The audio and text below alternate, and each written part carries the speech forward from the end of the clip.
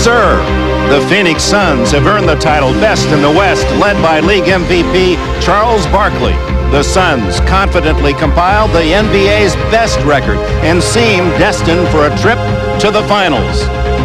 But Game 2, Seattle Sonics weren't buying the Phoenix forecast. Nobody told the explosive Shawn Kemp that he couldn't reject Sir Charles. Nobody told veteran Ricky Pierce that he couldn't outshoot his better-known opponents. Nobody told smooth Sam Perkins he couldn't hit clutch three-pointers, and nobody told the Sonics that they couldn't win in Phoenix. This is an unconventional, combative, unpredictable bunch in Seattle. Game 3 in the Northwest, it was Phoenix, showing why they were the NBA's best road team. What lightning-quick Kevin Johnson could do, veteran Frank Johnson's guile could equal. Sir Charles was quiet most of the time, but in the end, the Suns were looking down on the Sonics again. Today, Game 4, will it be a Phoenix win and a 3-1 lead, or will the Sonics stubbornly even the series again?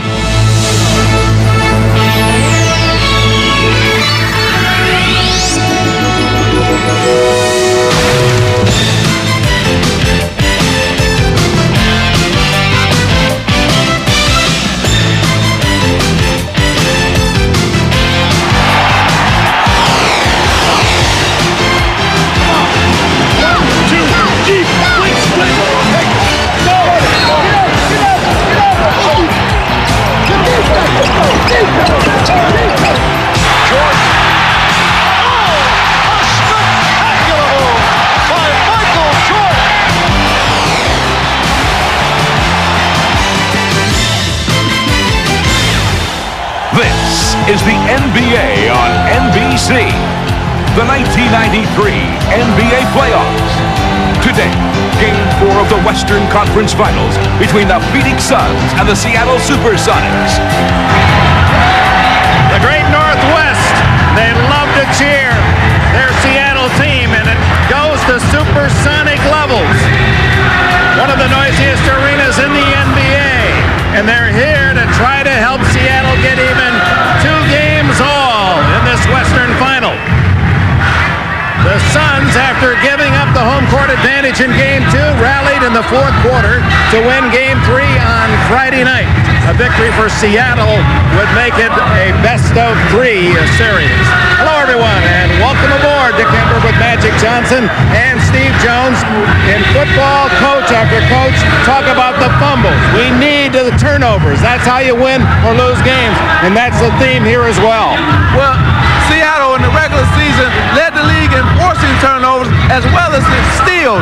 But now in this series here, Phoenix is causing 9 more turnovers as well as 3 more steals. So Seattle has got to get back to their game, causing turnovers, getting steals, where they can get out in the break. And of course, this crowd will love that and spur them to even greater heights.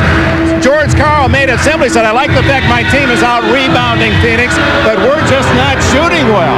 All during the playoff, when Seattle shoots 45% or better, they usually win. But when they shoot 43% or below, they usually lose. So look at that 45% as a barometer for Carl Sonics if they're to win today. For Phoenix, I saw you talking a long time with Sir Charles, your Olympic teammate. What was that all about? Well, Charles Barkley told me after Game 2 when they lost the game in Phoenix, he told his teammates he didn't want to come up here and win just 1. He wanted to win 2. He wants to send a message not only to his teammates, but also to those 2 teams back east that they're ready to challenge for the championship. Send a special wire to the Bulls and the Knicks. Well, the Phoenix Suns are not 100% healthy.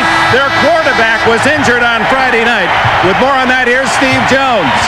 Thank you, Dick. You know, if the Phoenix Suns are to get the 3-1, they need a healthy Kevin Johnson. Friday night, he was injured and trying to find a lane. But I talked to him earlier today, and he said after walking around, the thigh has loosened up. He feels that he can be ready to play. It is stiff, it is sore, but he's going to give it a go. For George Karl, injuries are not his concern. It is evolution of who will be his go-to guy down the stretch. Back to you, Dick. Oh, the power of the personality, Steve. Sir Charles, the league's MVP. He had the entire crowd of nearly 15,000 on his case, and now the rookies. Oliver Miller went to Barkley's barber last night. So did the other rookie, Dumas. We're ready for the lineups. And welcome back to the Seattle Coliseum.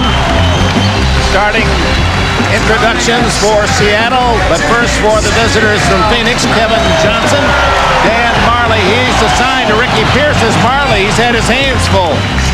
On the front line, Sir Charles and the rookie Richard Dumas, who will share time with Cedric Savalas.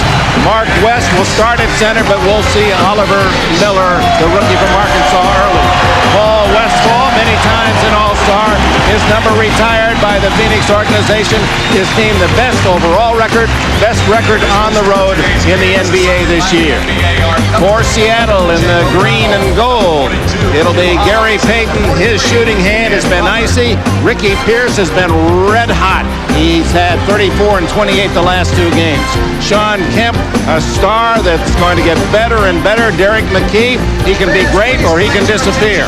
And in the post will be Sam Perkins, and that's almost out of character. He's been outside the line, hitting threes like Dana Barros in this series and in the playoffs. Head coach George Karl in his first complete year. 42-year-old former product of North Carolina. Today's Coca-Cola ball kid is Michael Econ of Seattle. Michael will win an honorary Sonics ball So the Coca-Cola ball kid contest. The hairy Sonics against the shaved Barkley-inspired Phoenix Suns. Richard Dumas. It's interesting that the rookies were the ones who are emulating their star, Barkley. Well, only the rookies would shave their heads, so veteran players know better than to shave their heads. You know, you can look for the start of this game. The referees we have here are veteran referees, so they're going to try to control the game from the beginning, but they're going to let them play probably later on. But look for a lot of close calls being, a lot of close fouls being called early. Who does that help? Who does that help? What team? Well, I think it helps more Seattle than it does Phoenix because when you're at home, some of those calls go in your favor in terms of to get the crowd going, especially early foul on a Charles Barkley or somebody like that. Jake O'Donnell tosses the ball. Hugh Hollins and Dan Crawford, the officiating crew.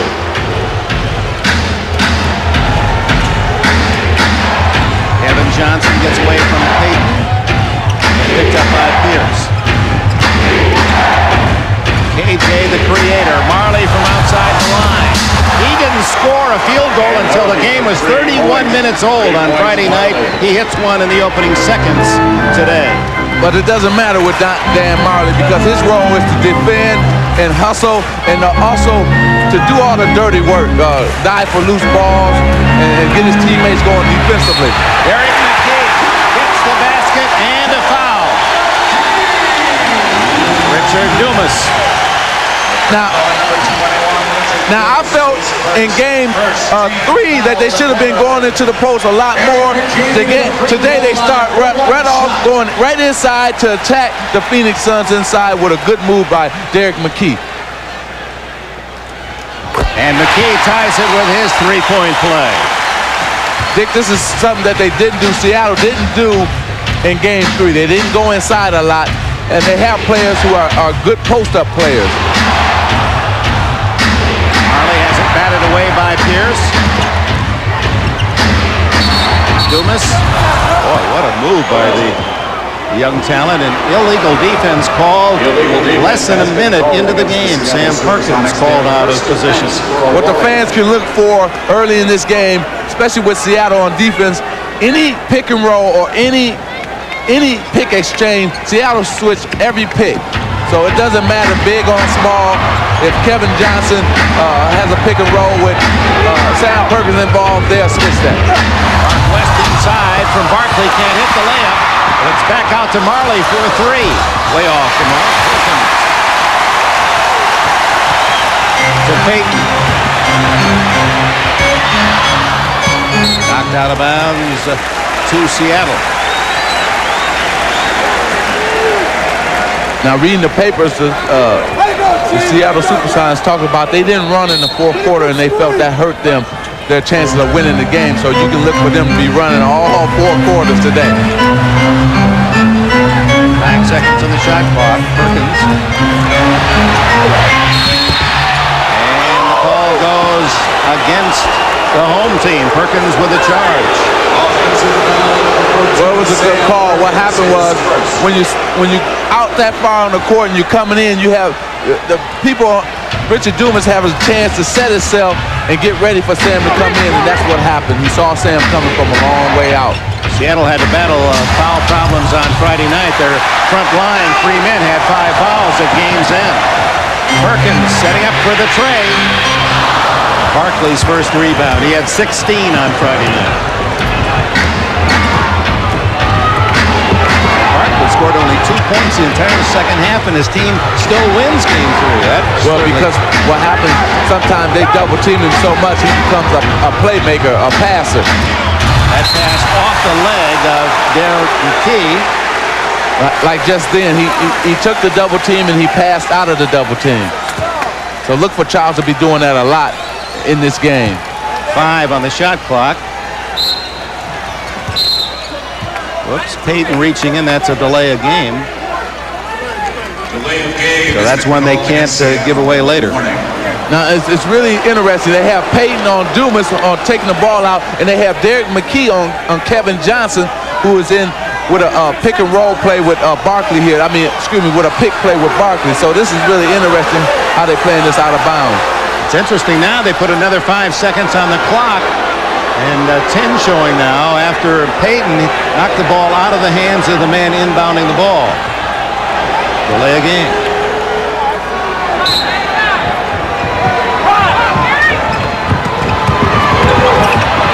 Marley inside, a great pass to Dumas. The reason he got that dunk was because Seattle went into like a zone on defense, and nobody guarded Dumas taking the ball out.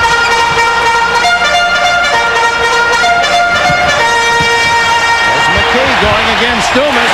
That's what you said, man. Well, what I felt they didn't do in the fourth quarter when the game was tied going into the fourth quarter, they should have went inside, and they didn't do that in game 3, but they're looking to do that early here. McKee with a rebound and draws an over-the-back foul on Mark West.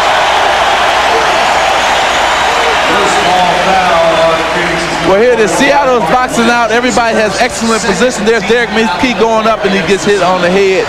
But Seattle's doing a wonderful job right now, executing not only their offense, but their defense as well.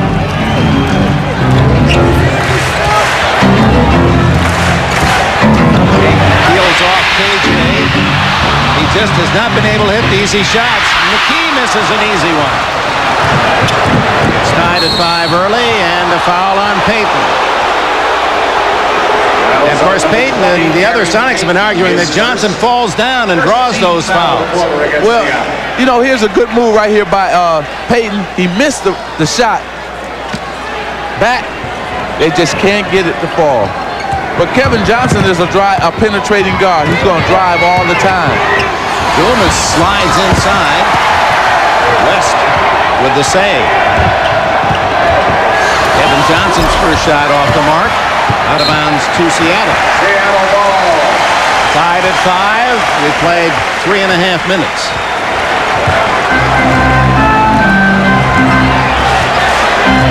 Both teams hold at the start. 2 for 8 for Phoenix, 2 for 6 for Seattle, and the second foul on Dumas. But Seattle is playing a lot smarter basketball here in these first couple of minutes of this game. They're going inside. The book on Richard Dumas is he's not a strong defensive player, and they're going right at him right now. Here's McKee, the man Dumas is guarding. To Kemp, easy banker, and he misses. Seattle, throughout the playoffs, have shot miserably in the first quarter. They just have never gotten off to a good start. Inside with a muscle shot is Mark West to give Phoenix a 7-5 edge. But Dick, the problem is both those baskets have been in close. You know, it's not like they're shooting jumpers right now. And Perkins loops the left-handed hook. It's tied at 7. So all the Seattle points have come from the front line so far. And down inside, where they didn't go the other night. Marley with a quick trigger, and Marley has 5. I tell you, Phoenix is a team that makes you pay if you don't get back on defense in transition. There, you can see lazy defense by Seattle and an easy 2 by Marley. That's the bounce, and it's tied at 9. 5 for McKee, 4 for Perkins, for the Sonics 9.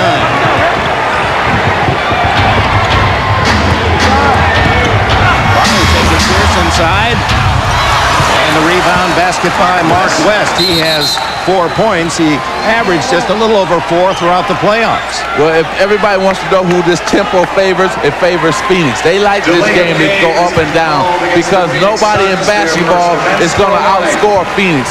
What you have to do is slow the game down and play your tempo. Don't play Phoenix's tempo. And right now, Seattle is playing Phoenix's tempo. Pierce looking for his first attempt. Payton. That's a big shot for Seattle. They need him to score. They're leaving him open.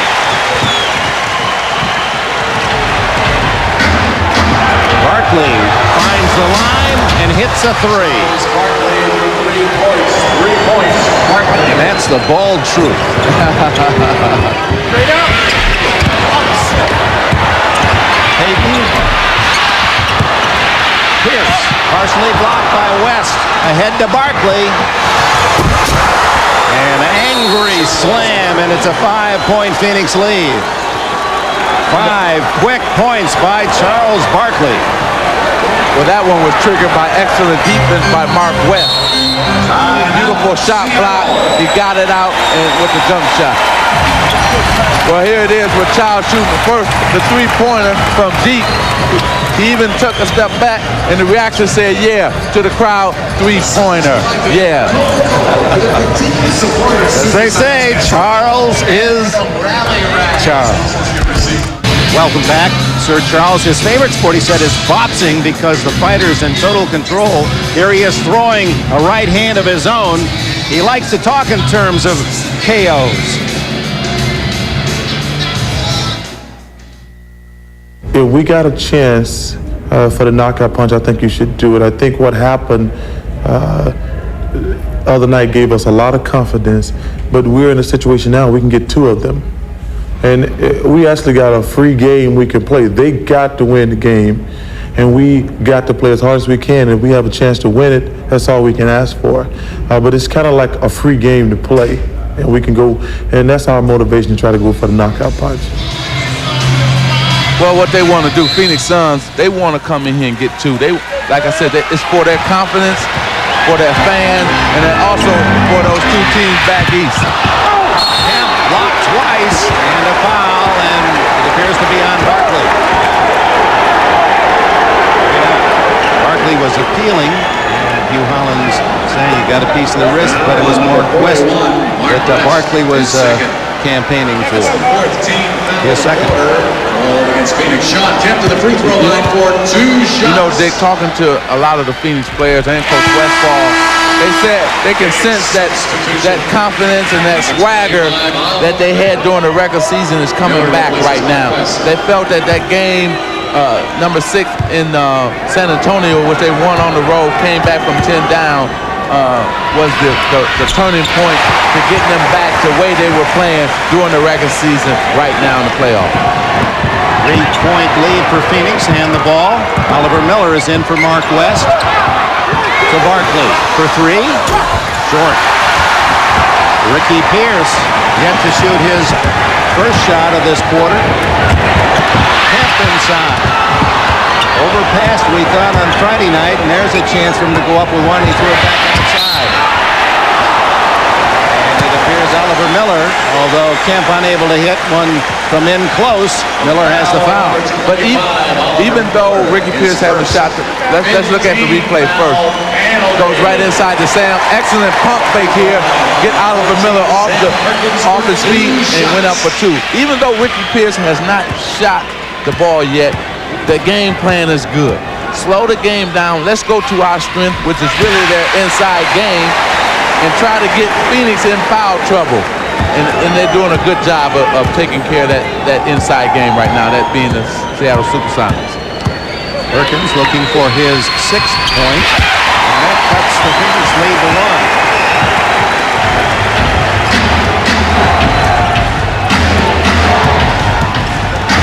Kevin Johnson showing his speed, and it's a jump ball. Great defensive play right there by Sean Kemp. He went up, not to block the shot, but really to tie him up high. Beautiful defensive play. Here it is again. Watch how he just jumps up to tie him up high, and both players fall down, but a good defensive play by Sean Kemp. They were saying earlier that they had to come out high. Good lead pass. That's a good play off the jump, and Seattle leads for the first time. McKee off Dumas's miss. A block by Kemp there. And traveling against McKee. It's Phoenix ball. Well, here on a jump ball, you always tip to the 2 open men. And here they got McKee leaping out and dunking. And George Kyle say, yeah, there it is. Way to think. I like that. 6 straight points for Seattle to take its first lead. Barkley, who's been forced to shoot from outside in this series. He's more effective, obviously, inside with his body, his power, and a foul in the backcourt on Dan Marley. And the Suns are in the penalty. You know, this is what is causing this crowd. There's the reach in right there. He got him on the arm. But this is the type of game that Seattle wants. This crazy game. They got the crowd going crazy. They got some shot blocks. They have one steal. So this is the game that they want to play. This crazy, wild game. And it's helping them to take this lead right now, 17-16. 5 fouls against Phoenix, 1 called against Seattle. With 5:09 left in the quarter. McKee with 8 points to lead all scorers. Phoenix substitution number 23, Cedric Sabalos.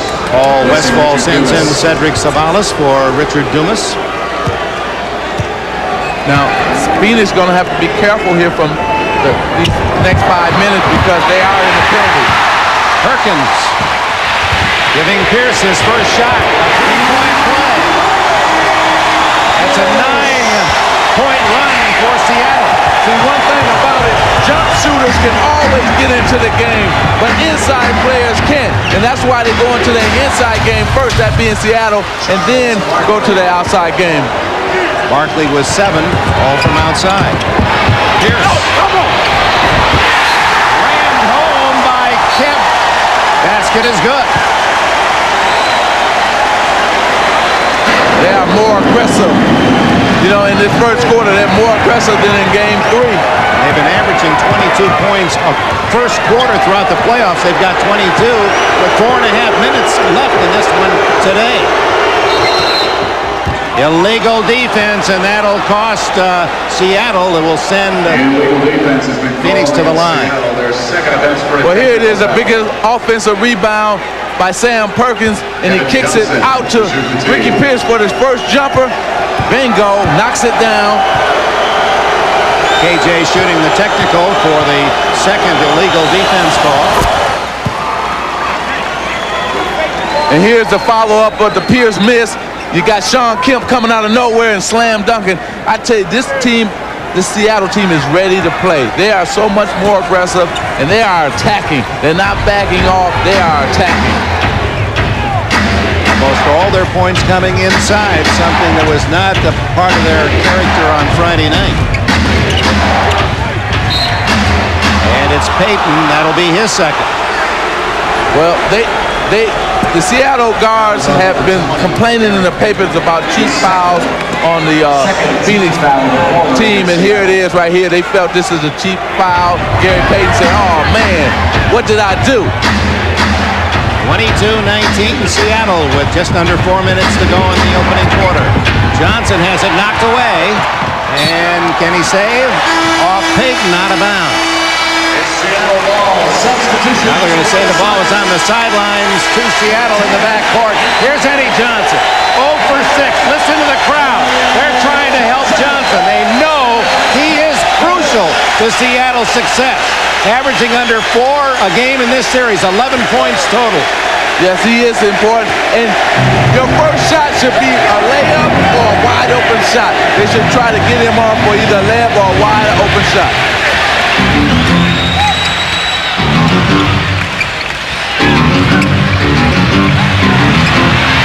Kemp. Sean Kemp has 6, and Seattle's lead is 5. Again, another inside basket. They really go into that post-up game in this game here. Nate McMillan in for Gary Payton. Sabalas inside to score his first point. Beautiful pass by Charles Barkley to see Sabalas cutting inside for that layup.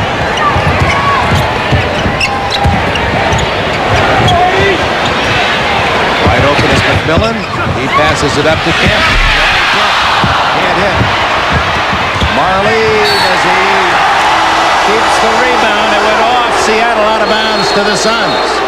Timeout. Phoenix. Well, here comes Sean Kemp posting up Charles Barkley. He just catches it and turns. This game is really going Seattle's way. They're being more aggressive and taking it inside. Johnson, the 12-year veteran from Illinois who lives in Phoenix in the offseason, yet to take his first shot. During the year, averaged 14-4. In the total playoffs, 9-7.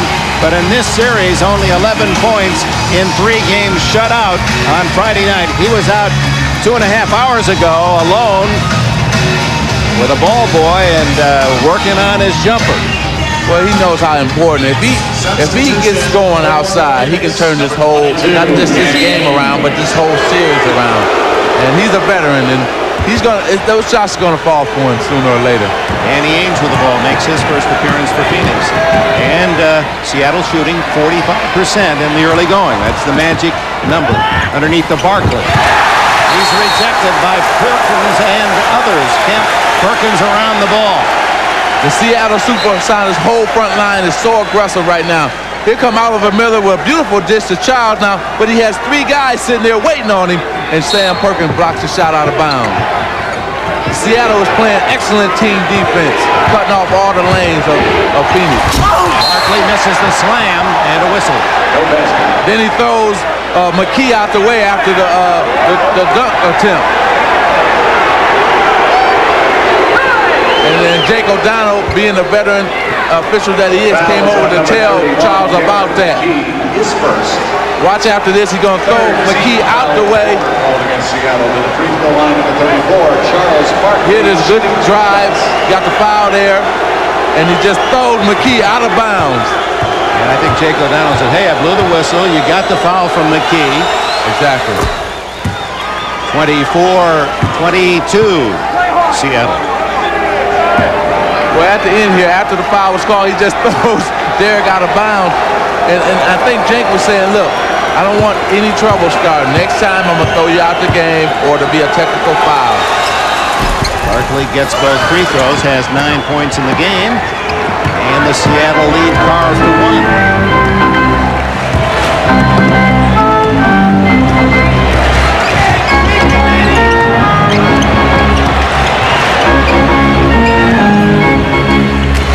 Johnson being walked by Marley, one of the top defenders in the league, made second team All-NBA defense.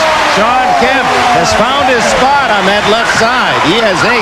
Well, when we talked to him yesterday, he was talking about, hey, we got to go inside to our big people. And the people from got to quit shooting outside. Go inside. Barkley's drive, and he draws a foul from Kemp. Kemp thought he had a clean block.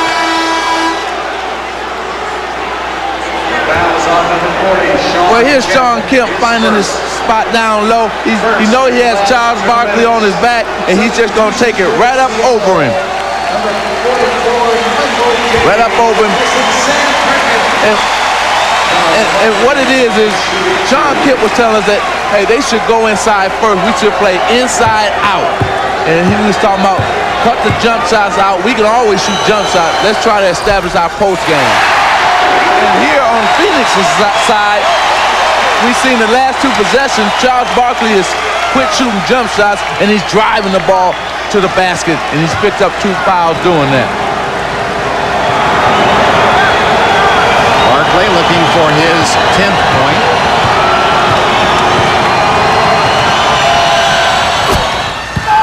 And it's 26-24 Seattle. Michael Cage in for the Sonics.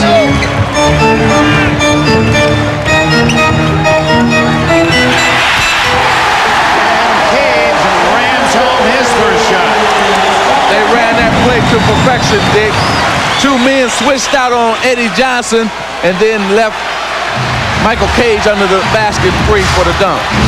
Kemp on Barkley. Barkley to Miller. And whistle underneath. 3 seconds against the Suns. What happens here is Cage sets a pick for Eddie Johnson to come off for a jump shot, and both men went to him, and Michael Cage just went inside and dunked it. Good pass, good read by Nate McMillan.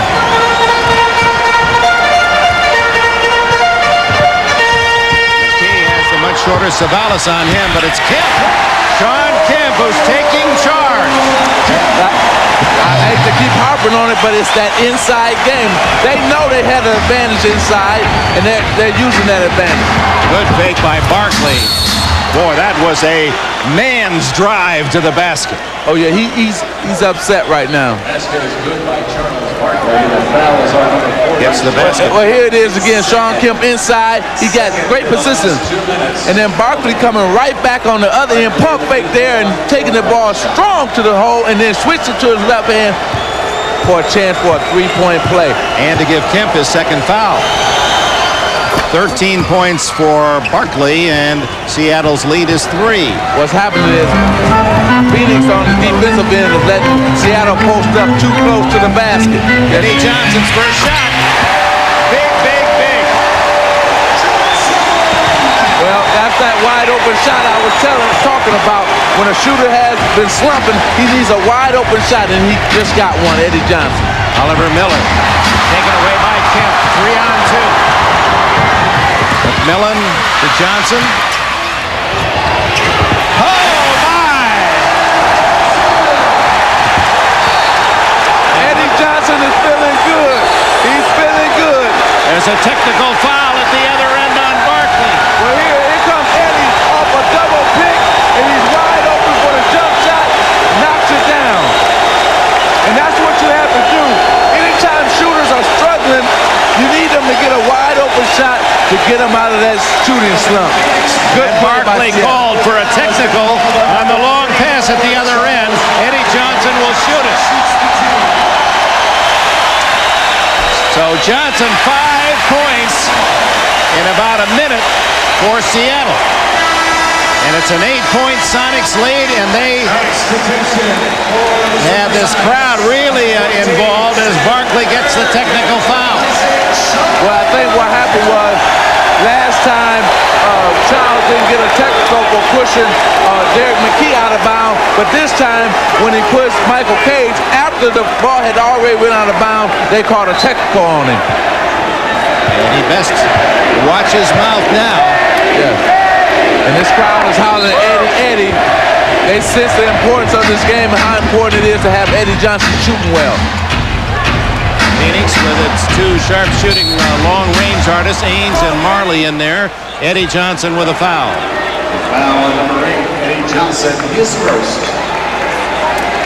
Wait, let's watch the play again. Now what happened was Charles just throws him down, and the referee, Danny Crawford, comes in late and says, look, we're not going to have that technical foul for Charles Barkley pushing Michael Cage down.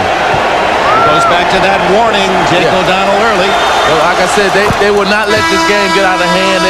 I was saying at the top of the show, they're going to control this game and call these fouls, the fouls that they probably won't call in the fourth quarter. In comes Tom Chambers for Phoenix. And Barkley will be rested. This isn't just because of the technical, although it's a pretty good time for Charles to just let him cool down, but it's a matter for the rest now, final seconds of the quarter, and then the break between periods. It'll be interesting when Tom Chambers comes in. It's like green lights flashing for the opposing team's offense. Most clubs will go right at Chambers. Well, the way that Seattle is posting inside, of course, they want to keep going to that post-up game because it's been effective here in the first quarter. Now, what Phoenix must do here is try to now execute on their offensive end and try to stop this run that the Seattle SuperSonics have. And that's probably going to isolation for Chambers or trying to set some picks for Danny Ainge or Marley. 35-28, Seattle. This is a big first quarter for the Sonics. They just have not been able to produce offensively throughout the playoffs in the opening quarter. So George Karl's team out of the blocks early for a change. Well, because he changed his game plan. He changed his strategy. He went inside, and the players inside have been producing. Boy, Ainge ran into a wicked pick set up by McKee. But Ainge should be mad at Tom Chambers and not at Darren McKee, because you got to be talking about pick. 7 seconds left, and Nate McMillan all alone underneath for his first points. Final seconds of the quarter, Marley for 3. And the Seattle SuperSonics and their fans celebrate a big opening quarter. And for Eddie Johnson, he gets 5, and that bodes well for Seattle's high hopes.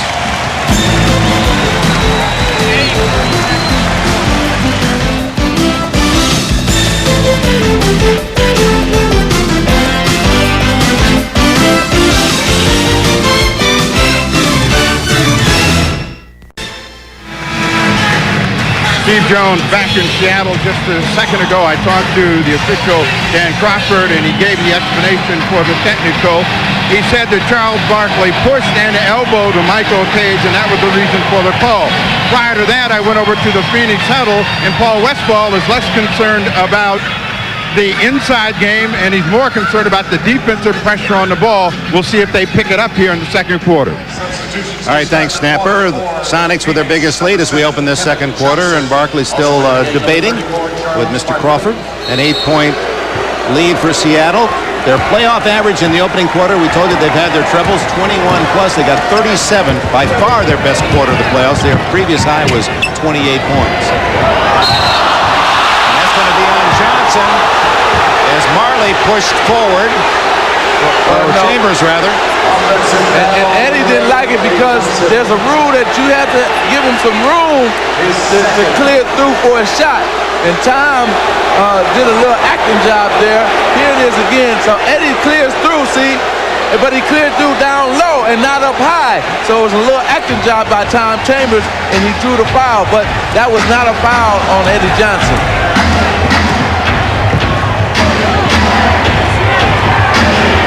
With Johnson, Marley, this is Ainge, Chambers, and Barkley, and Danny Ainge, who has hit more playoff threes than anyone in history, gets his first today. Now, you got to be careful here if you're Seattle, because Dana Barrows answers with a tray of his own, the little guy from Boston College.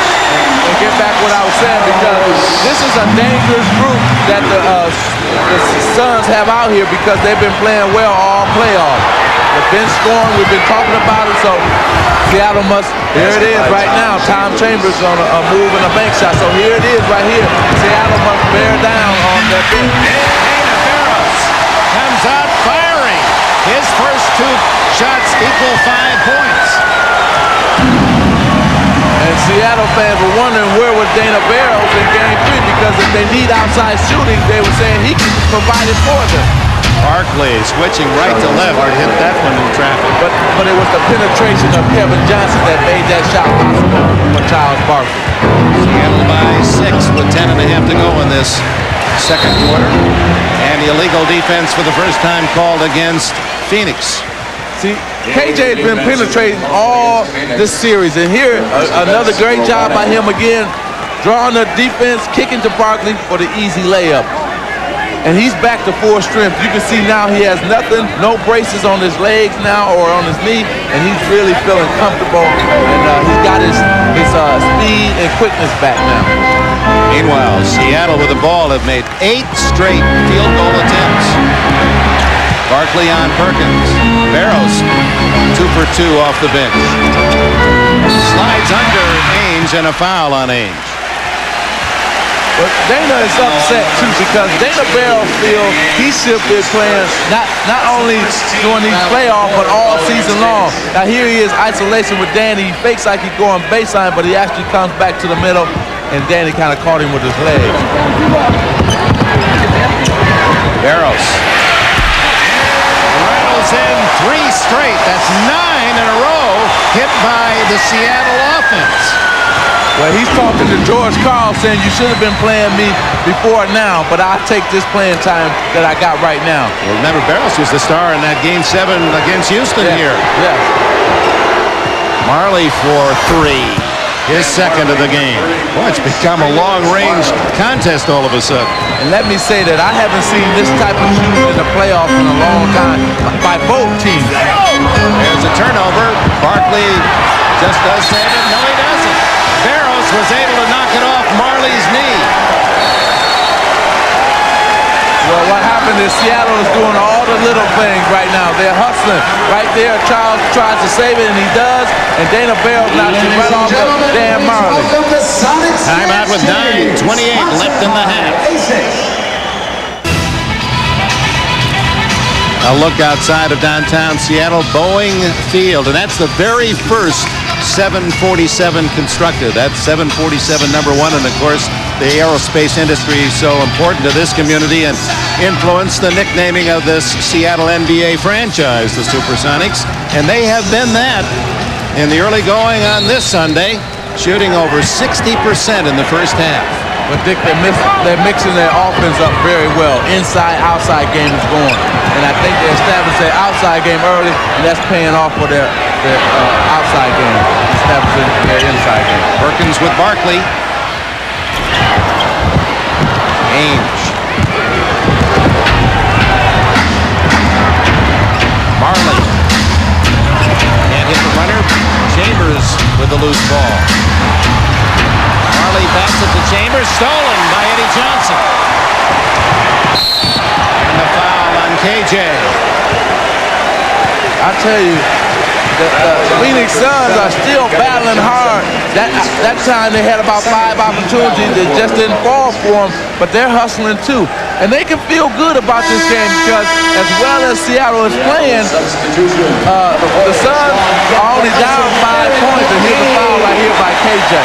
At the other end, it was Nate McMillan with a steal, his 32nd of the playoffs to lead all players. Eddie Johnson, a tough chance. I mean, Barkley battling to clear off 2 Sonics. Ainge pointing for Barkley to hurry and get down in the hole for him.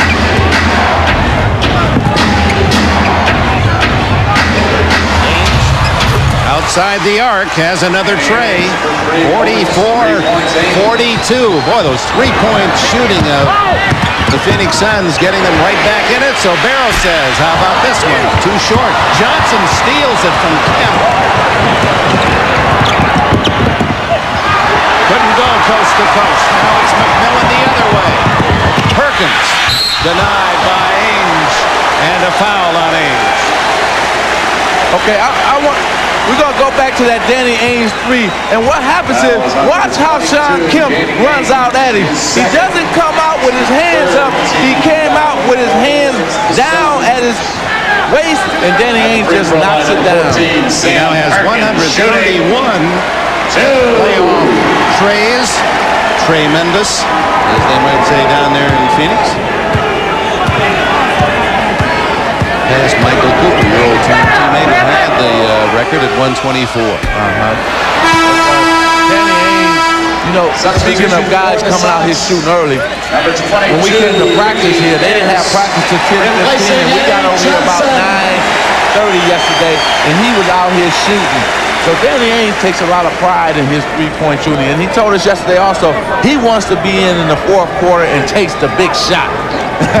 I like a player like that. He's a competitor. He's had a tough second half of the season and then the playoffs, but a valuable man, his experience alone. Perkins gives Seattle a 3-point lead, getting 1 out of 2. I think he's the only one on this Phoenix team that's won a championship, so he can help his players to explain to them what it's like and what it takes to win a championship.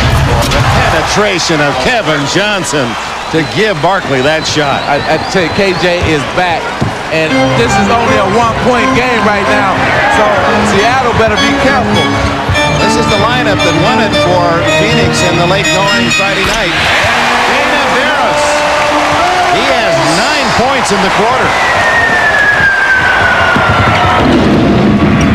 Ainge to Johnson. As Phoenix with their 3-guard offense. Barkley and Chambers, their small lineup. Chambers draws the foul from McMillan. Well, if you think Kevin Johnson is not back, you better think again, because here's that penetration again, gets right inside. Beautiful hook pass to Charles Barkley for the dunk. And what happened is caused it by Dan Marley setting an excellent pick on Kevin's man. And it was just, like I said, a beautiful pass by KJ. Yeah, but you think all passes are beautiful. Yeah, well, I'm a passer. I always feel that way. Tom Chambers. You know, Dick, if I'm George Karl right now, I'm a little concerned because everything's been going my way. My team has been playing well, but if I look up at the scoreboard, it don't really say what it should say. I'm only up 1 point, and Phoenix is really playing a good, solid game. It's just Seattle's playing a little better right now. You talked about the bench, and the Phoenix Suns again showing today why they are 10 players deep. McMillan gets a second chance, can't score. Chambers with a rebound, and the Suns now with an opportunity to regain the lead. Look at him fire down the court.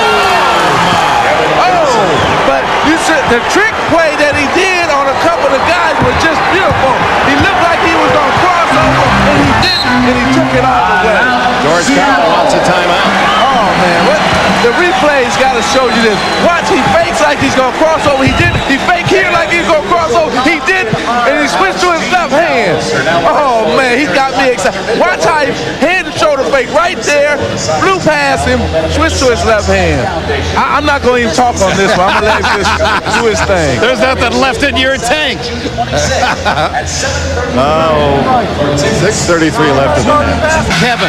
Okay, here's Kevin Johnson, and here's Dana Burrows. Now watch what Kevin does. He's going to fake like he's going to go inside. In reality, he's going to go outside. Beautiful ball fake. Now here it is again, freeze. He's going to, again, Kevin's going to fake like he's going inside. He's going to fake the man. He's going to go outside. This man's going to go inside. And then watch him switch to his left hand. Oh, man, Kevin Johnson's just a beautiful basketball player. That was a gorgeous move. That's for all young kids. They should watch head and shoulder fakes, ball fakes. That's what made Larry Bird so great. 78% shooting this quarter. They're on a 12-3 run and have reclaimed the lead by 1. Inside is Perkins, and he gets the foul from Tom Chambers. Chambers beaten and had to foul him. Give George Karl a lot of credit. He felt that they were shooting too many jumpers, and he went inside to Sam. Here it is again. They ran a pick and roll first, then they went inside to Sam Perkins, and he went in for 2. And he caught Chambers on the high side that time. So give Dana Burrows a lot of credit for throwing the ball toward the baseline side. Chambers' first foul, and Perkins looks for his 10th point. Sam, who does everything athletically left-handed, but he's a right-hander. Signs autographs and eats with the right hand. He says, and sometimes I'll shoot a little with the right hand. Yeah, very rarely will you see him shoot with his right hand. 15-48, Chambers the other end with a runner. Great block. Barkley gets it back, and Phoenix ties it at half 100. 6 minutes to go in the half. Oh, this has been an explosive offensive first half. Off Kemp. Barkley forced the turnover. Good defense that time by Charles Barkley. Got his hand right in there and knocked it off the knee of Sean Kemp. Barkley has 19 in the first half today. He had 16 the entire game 3.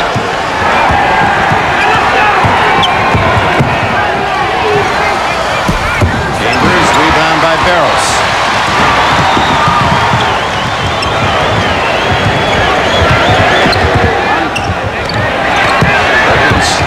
Taking Chambers.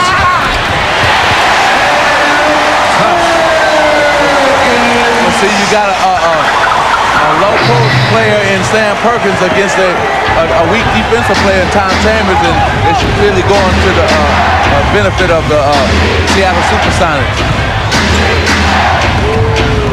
Marley to Kevin Johnson. Great pass inside. No look to Chambers and the foul. Well, what happens on Seattle's end, you know that Sam Perkins can post Tom Chambers up. And right here, he just want to get it into his sweet spot, which is in the middle, going to his power hand, his left hand, and he's got him. Sam is an excellent post-up player. I don't see why Seattle don't go down more to him in the low post. They really want him to play outside, but he's really a better post-up player than he is an outside shooter. Chambers fouled by Perkins at the other end. And if he makes this one, it's tied again at 52. And here's a guy who I had dinner with Friday night, Tom Chambers, and he was saying that, you know, sometimes he wants to be in the game, but he can't be in the game because Coach Westball wants to go with defense instead of offense. He know he supplies the offense on this team, but Oliver Miller supplies the defense. So he wants to play all the time, but Coach Westball wants to go with his defensive stopper in Oliver Miller. Part of that tremendous bench strength of the Phoenix Suns. Chambers, a seasoned veteran, always been tough in the playoffs. And that's going to go to the Phoenix Suns. Well, there might have been a foul on Kemp. If so, it's his third. That would be critical for Seattle. Well, I like what Phoenix is doing right now. They're playing good team defense, and they really shutting down what Seattle wants to do, try to get inside. So right now, Phoenix is really looking to slow the tempo down and execute. They're running a 1-4 for KJ. All he's doing is penetrating and trying to kick. Penetrating, trying to kick. Around Ricky Pierce, unable to make the shot. Perkins rebounds. Pierce has been quiet for a while. In fact, it's been a quiet first half. He's the shooting star for Seattle in the series. Kevin Johnson. Perkins took it away from Marley. Gary Payton. And Payton gives Seattle the 2-point lead. He has 4. Well, he's hit his 2 shots from the outside, and that's going to help this team, especially maybe in the second half, if he can continue Gary Payton to hit a shot from the outside. Barkley almost casual as he sets up Perkins and then falls away with that one. 54 aside. Well, you know what happened, what set that up, Dick, was he's been driving to the basket the last 2 or 3 times, and that's what set that wide open jump shot up for him. Hayes with a reach around, and that'll be his 3rd foul, the first Sun with 3. Foul on number 22, Danny Ainge, his 3rd. Benny Johnson in for John Kemp. Kemp rested the remainder of this first half with 3 fouls by George Karl. There's Johnson. He had 5 in the opening quarter. And Seattle into the penalty. 3 fouls called on the Sonics thus far. Oliver Miller returns and Chambers out. Gilmas also back in for Phoenix. Now, this is a dangerous game, really, for Seattle, the way it's going. I mean, it's going good in terms of them playing, but they have no cushion to feel good about. And so they're letting Phoenix hang around, and it's going to be dangerous. So they're going to have to pick up this pace in the second half and get some cushion in between them and Phoenix. Playoffs so often scores in the 80s and 90s, and this one headed for 110 plus to the winner. No team in basketball can outscore Phoenix. You get into a game with them, and you're going to lose that battle every time. Too many good shooters. Exactly.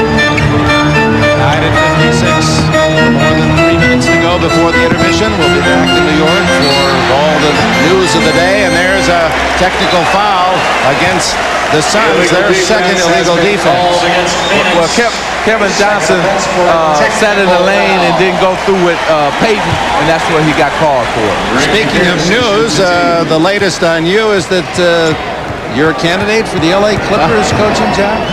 No, I think what happened, all this got blown out. What I said was that some of the players had asked me and mentioned it to me do I want to coach or would you coach the Clippers? And I think what's happened is they're going to name Lenny Wilkins the coach. But everybody took it as like, I'm a candidate. I haven't talked to the Clippers at all. 1 point Seattle lead.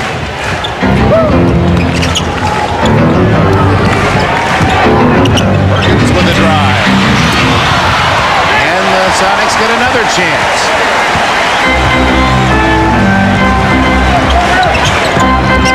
Pearson uses picks so well and then throws it away, looking for Eddie Johnson. Timeout, Phoenix. Timeout, 2:40 remaining in this opening half. The Sonics by 1. Report will update you on the Eastern Conference Final between the Knicks and the Bulls. Both teams practice today in Chicago before tomorrow afternoon's Game 4. We'll hear from Quinn Buckner and the insiders on the first half of this game in Seattle. And Peter Bessie continues to burn up the phone lines in search of information on some of the league's coaching vacancies. We'll bring you the latest on that front, too. Right now, back to Dick and Magic in Seattle, where the Sonics lead the Suns by 1. All right, Bob, and one of the coaching rumors that he doesn't have is that Magic is going to take Pat Riley's job with the Knicks. Who knows what's next? Well, what's next for you is tomorrow at 3 Eastern, 12 here in the West. Game 4, the Bulls, can they even it up with the Knicks? And then we'll be visiting with you Tuesday night from Phoenix, Arizona, 9 o'clock Eastern, 6 o'clock Phoenix and Western time for Game 5 of the Western Finals. Well, here, you know, we got 2 minutes and 40 seconds to play to halftime, and it's important, more important for Seattle than for Phoenix to close this quarter out strong, because if Phoenix goes in halftime up, they're going to feel real good about themselves and what they can do in the second half, because Seattle has played so well. 7 on the shot clock. We haven't talked much about the clock in this game. They've been firing it up at both ends. Barkley's had a big first half, but doesn't hit that one. Seattle by 1. 2:13 to go. Let's see if Seattle will go back to that inside game they were having so much success with. Eddie Johnson, short, out to Barkley. Dumas it is. Boy, now with all the bald heads, you got Miller, Barkley, and Dumas all out there at one time. And a turnover, and Johnson will save it from Ricky Pierce. No, Ricky Pierce hit the ball. It should be Phoenix's ball. Yes, and Dan Crawford comes in to make the correction. Yeah, see, Ricky Pierce right there hits the ball, and it should be Phoenix's ball. Good call by Crawford. But Johnson did a good job hustling back there. He wasn't quite sure how the call would go. Didn't want to give Pierce an easy two in case the call had stood. Smart play by Kevin Johnson. Now they're going to the 1-4 again, letting KJ penetrate and kick. That'll be on Dumas as he charges into Gary Payton. 3 on Dumas. Well, here it is again. What they want to do is KJ penetrate and kick. And here Dumas is trying to drive in, but Gary Payton, instead of going through with KJ, stood his ground and waited for Dumas. And offensive foul. So Alice will be in at the next timeout.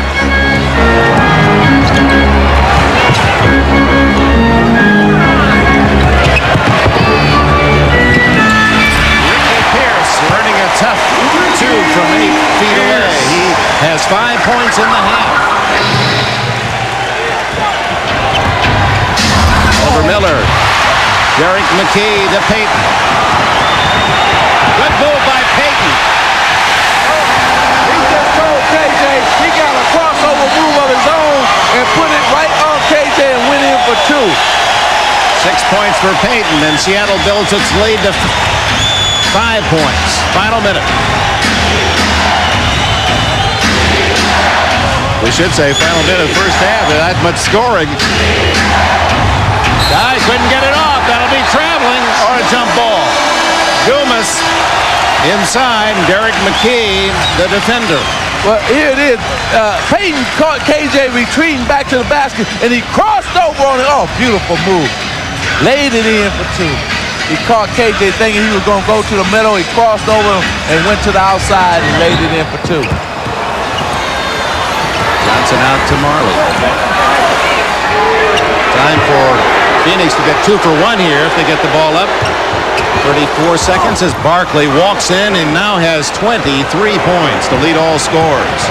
Well, Charles it has so many points because he's been going inside. In the first 3 games of this series, he's been shooting from the outside, but he's going inside now. Good Gomez. read. That's the turnover where Phoenix has been playing Seattle's game. Shot clock is off. Phoenix down by 3. They'll go 1-4 again, or pick and roll up high, clear the side, let KJ work one-on-one. Got to get it up. Barkley, no, would not have counted. He didn't get it off in time. Well, in Seattle, we've had rainy weather part of this weekend. These fans hope the sun doesn't shine today. The Sonics working hard, an explosive first half, but lead by only 3, 61-58 in their best half of their entire series. Coming up, our NBC NBA halftime report. Halftime of Game 4 in Seattle. The Sonics leading the Suns despite 23 in the first half by Barkley, 61-58, and we'll kick this game around a little bit, get the opinions of Vesey, Walton, and Buckner on it in just a moment. But first, in the Eastern Conference, New York leads Chicago 2-1 after the Bulls, of course, blew the Knicks out by 20 yesterday afternoon in Chicago. Game 4 is tomorrow at Chicago Stadium. We'll have that one for you beginning with showtime at 3 o'clock Eastern. Here's a look at the Bulls now going through practice a few hours ago. Hannah Storm was there, and she brings us this report. Hannah. Today, the Chicago Bulls were fined $25,000 by the NBA for not making their players available to the media. However, Game 3 hero John Paxson did speak to the press, as well as Coach Phil Jackson. And certainly the Bulls' 20-point victory in Game 3 spoke volumes about what they needed to do to even the series tomorrow. If we play aggressively defensively, it all translates to playing aggressively on the offensive end. And we're trying to open up the floor a little bit more. You can't open the floor when your outside shooters make shots, and yesterday we did that. We're getting accustomed to the Knick defense, if that's possible. Michael's 3 for 18 shooting is an aberration. I don't think that we're going to see that again in this lifetime of Michael Jordan as a basketball player. While the Bulls were quite pleased with the level of energy that they played with in Game 3, the New York Knicks felt that they did not come into the game with the same intensity with which they played the Bulls at home. Well, I think that we could have been too relaxed coming in here, 1-2 games at home and not really focusing. They came out pressing and real emotional, and the crowd was behind them, and they made a lot of things happen in the first quarter, and to give them that big lead. The coaching staff did a great job preparing us for this game. As players, we just didn't come in mentally ready to play it. And, you know, when you come into this type of setting and not ready to play against a team such as Chicago Bulls, the score going to reflect how you play. To me, it's a terrible excuse. I mean, at this level, if you're saying we were too relaxed or if we were not intense, then you're not going anywhere. We're not going anywhere. If you have to conjure that up at this particular time of the year, then we're in deep trouble. The Chicago Bulls were better than we were shooting, execution, rebounding, ball movement, defensively than we were, and they beat us. Expect Riley to have the Knicks mentally prepared for Game 4. However, he says they won't make any adjustments regarding the Chicago trap. Meanwhile, Phil Jackson has said that he expects his team to press even more in Game 4, and everyone expects Michael Jordan to break out of a shooting slump at any time.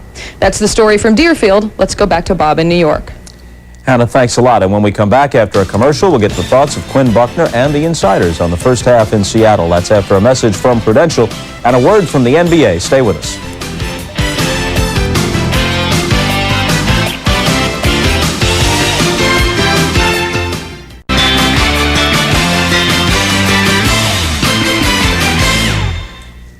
Okay, Peter Vesey, Bill Walton, Quinn Buckner here now. We've been talking about coaching vacancies this weekend. Magic expressed at least some mild interest in the Clippers position, but then acknowledged with Dick Enberg during the first half that he's pretty sure it's going to go to Lenny Wilkins. Now, assuming that the Clippers do sign Wilkins, Atlanta, which wanted Lenny and which wanted Doug Collins and has been rebuffed apparently in both cases, where do they go? Well, Stan Kasten, the Atlanta president, has been bragging to me that he's got somebody on the shelf waiting to spring on me. And I found out that 2 months before the end of this season, he went to Jerry Colangelo, the Suns president and owner, and asked permission to have Cotton Fitzsimmons come over and coach the last 2 months of the season. Colangelo turned him down because he felt that the money, it was going to be prorated, wasn't the kind of money that Cotton's making as the vice president of the club. He also doubles as a TV commentator. He makes $400,000. He's not going to leave for 2 months. But now, with the Hawks scrambling, they've contacted Jimmy Lynam. They want to go after him. He's the general manager of the 76ers. He says no. Hey, they could come up and get Cotton here. And you think Cotton would be interested? I think he's interested in coaching again. I don't know about the Hawks. I think he'd much prefer to coach an up-and-coming team that already has a center like Orlando or Charlotte. All right, let's talk about this game with Seattle up by 3 at halftime, and the contribution of Dana Barros is one place we might focus. Well, I don't think there's any doubt about it. One of the things we talked about is not having Eddie Johnson. Eddie Johnson has played well. He's come in, he's got 5 points, which is more than he had actually in the other game. But Dana Barros off the bench gives him a guy that can shoot the ball on the perimeter, but he can get into the paint. Now, you see him right here knocking down this three-point shot. He got Danny Ainge in trouble because when you come out to guard him on the outside, he can take the ball inside. They've got to find a way to get easy hoops because Sean Kemp, though he's shooting over Charles Barkley, still doesn't have a go-to move, and that's one of the things that's going to keep Seattle from being overall successful. Bill. Phoenix did not counter with Frank Johnson, who came in with a huge game in Game 3. He's the guy who's normally matched up against Dana Barros. That did not happen. Phoenix is in pretty good shape, though, just down 3 on the road. Barkley is rolling. Phoenix likes to play with Barkley, KJ, and Marley the whole game. Rotate a bunch of other guys in there, whoever plays well. This was Tom Chambers' day in the first half so far. Who's it going to be in the second half? Yet to be determined, possibly Oliver Miller. Just to set Barros here for a second, here's a guy averaging 3.5 points a game and just 8 minutes per in the playoffs, and in fact didn't play in 3 previous playoff games, didn't play at all. George Karl never pointed the finger at him in the entire game 3 times in the postseason. Today, 9 points on 4 of 5 in 8 minutes in the game, a huge boost for them. You know, Eddie Johnson told me something the other day that what separates Seattle from Chicago and New York is a game face. He says they never know when they're going to have their game face Seattle, where those two teams usually do. When you give up that kind of points in the first half to Phoenix in your arena, I mean, that's not a game face. But You've got to play what, better defense. this goes back to Sean Kemp, Michael Jordan, Patrick Ewing. The guy that is the leader on the team has to impose the game face on the team. Michael and Patrick do that. Sean just doesn't know what this is about. I mean, he's a good player, but he hadn't been through this, so he doesn't know how to impose his will on the team. Well, he's already not talking to me, so now he's not talking to you. As the nominal leader of this motley quartet, I impose my will at this moment. We're sending things back to Seattle for the second half. The Sonics up by 3. We rejoin Dick Enberg and Magic Johnson right after these messages from your local stations. My friends, that is leadership. This has been the Prudential Halftime Report, brought to you by the Prudential. Peace of mind. It comes with every piece of the rock. And welcome back to the Seattle Coliseum. Dick Enberg with Magic Johnson and Steve Jones. The Sonics leading by 3, a high-scoring playoff first half. Magic Johnson, what caught your eye after the first 2 quarters? Well, let's go to the telestrator. And what happened is Sam Perkins is doing a wonderful job of, here's Sam, and also the team is doing a great job of spacing. Here's all the players giving Sam some room to operate. I'm going to clear here. Watch Sam go to the middle with nobody coming over to give Chambers help, and he goes inside for the easy hook shot. Now on the other end, Charles Barkley is clearing out everybody. They're going just Charles clear out. He's taking it to the basket. In the first 3 games, he was shooting jump shots, but he's decided in the 4th game, in the important game, that he's going to take it to the basket, and it's proven big for the Phoenix Suns. Barkley with 23. He's never scored 40 in his playoff career. Here are the Miller Genuine Draft highlights at halftime, and we talked about the magic number for Seattle, shooting 45%, 10% better than that in the first half. Phoenix shooting well enough, and Barkley, the star, 23 to lead all scorers. We also talked about bench scoring, the fact that Phoenix has had the edge there, not in the first half today. Eddie Johnson with 5 and Dana Barros with 9, leading Phoenix and matching the output from the Suns off the Pines. And right now, George Karl is with Snapper Jones. All right, thanks, Dick. We're here with George Karl, and I guess the big question is, can your team play any better? Everything has been perfect so far here in the first half. Well, offensively, we woke up and we played like we're capable, playing very fast, doing some smart things, good decision-making at the offense end of the court. KJ and Barkley are really penetrating the ball. Barkley's gotten a big night. We got to make some adjustments there. It looks like it's the kind of the games we had in the regular season, not like the first 3. So is it defense that's going to win this game in the second half? I think we're going to have to tune up some defensive things. I don't know if I want to try to win a shootout with this team. All right, back to you, Dick. All right, Steve, unhappy SuperSonic here in this sellout crowd of almost 15,000. We're ready for the second half. Seattle leads by 3. Second half, review of the top scorers first half. Phoenix led by Barkley's 23, no one more than 8, and Seattle Perkins with 12. Good balance for the Sonics, and Barros a big 9 in a short term off the bench. Well, I don't think Phoenix, the way they play, they want Charles to maybe get around 30, but they don't want him to get up around 40 because that means that other guys on their team is not involved in the game. So maybe look for him to be a passer more so in the second half. Oliver Miller starts the second half for Phoenix, as does Sabalas, so 2 changes there. Sonics with their starting 5 that opened the game, and Perkins has to hustle to save that from backcourt, and does. Kemp with 3 fouls. Payton with 2 seconds on the clock, and Gary Payton, oh, how Seattle needs him to score. His game has been dead on the offensive end. Well, he's hit all 3 outside shots he's taken in this game. And right now, he's feeling good about himself. And you can look for him to take that shot because Phoenix is giving him that shot. Oh, that was a beautiful play. Barkley to Johnson, and Johnson with a quick pass inside. And the foul. Oh, it's goaltending. Excuse me. Yes, it's definitely goaltending. But KJ is really looking to find the open man this afternoon, and he's doing a wonderful job of doing it. Quick answer at the other end from Derek McKee.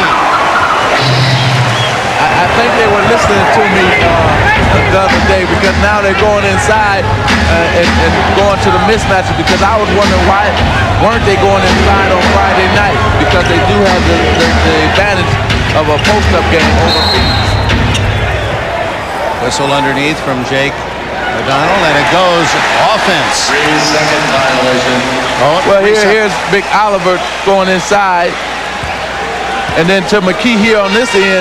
He's just too big and strong for Cedric Sabalas down low. Now he got Oliver on, and he decides he can't post him up, and he probably wants to isolate him, take him off the dribble. Yes. McKee inside. He has 14. Good decision that time. He knew he couldn't post up Oliver Miller, so he moved him outside where he can use his speed and quickness against him. Kevin Johnson, who had only 1 basket, that brilliant drive in the first half, and it's Kemp beating the Suns down court and drawing the foul from Barkley.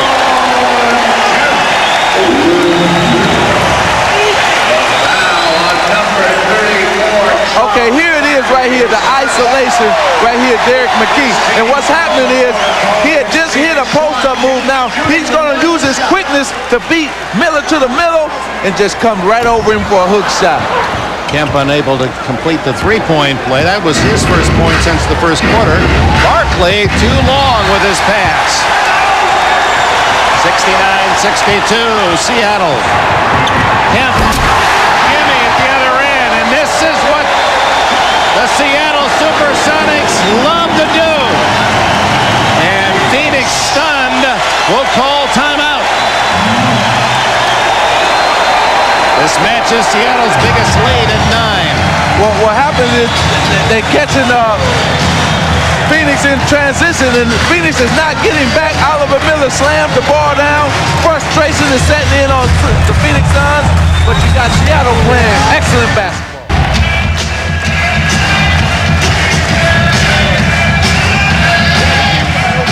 Okay, well, Seattle is beating Phoenix at their own game. They're running up and down the court. There's one of them, and then they come right back with another. Here's one son, here's two sons, here's three sons, here's four, and they didn't get back, and they throw it up the court to Sean Kemp for a dunk shot. They must get back in transition, and Phoenix is not doing that. They call Sean Kemp the Rain Man, and that's a high compliment in this part of the woods where they get their share.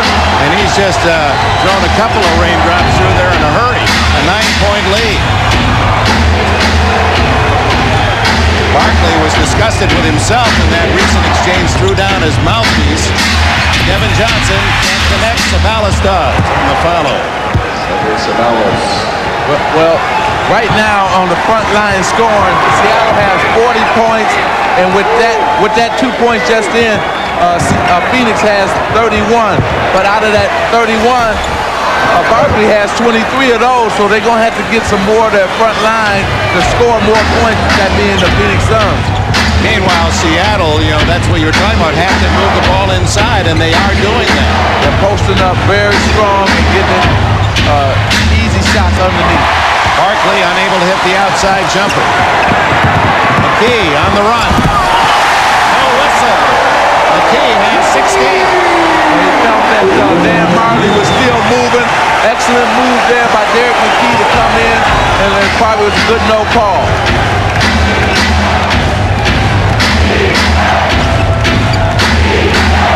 Run at Kevin Johnson. Marley.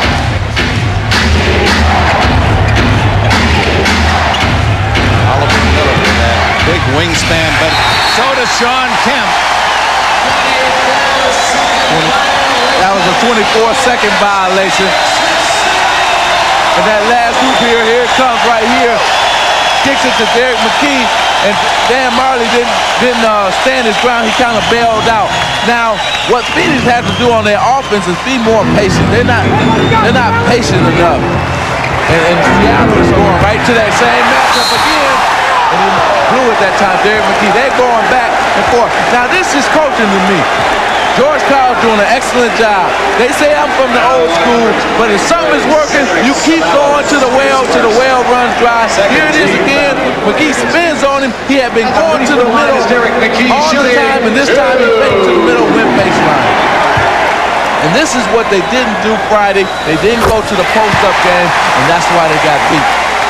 That gives Seattle its biggest lead, 10, as McKee now with 17 points. So George Karl, every game you must make adjustments.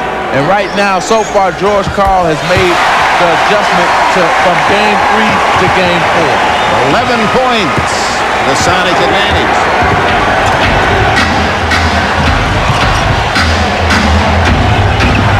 Well, they didn't see Oliver Miller wide open underneath.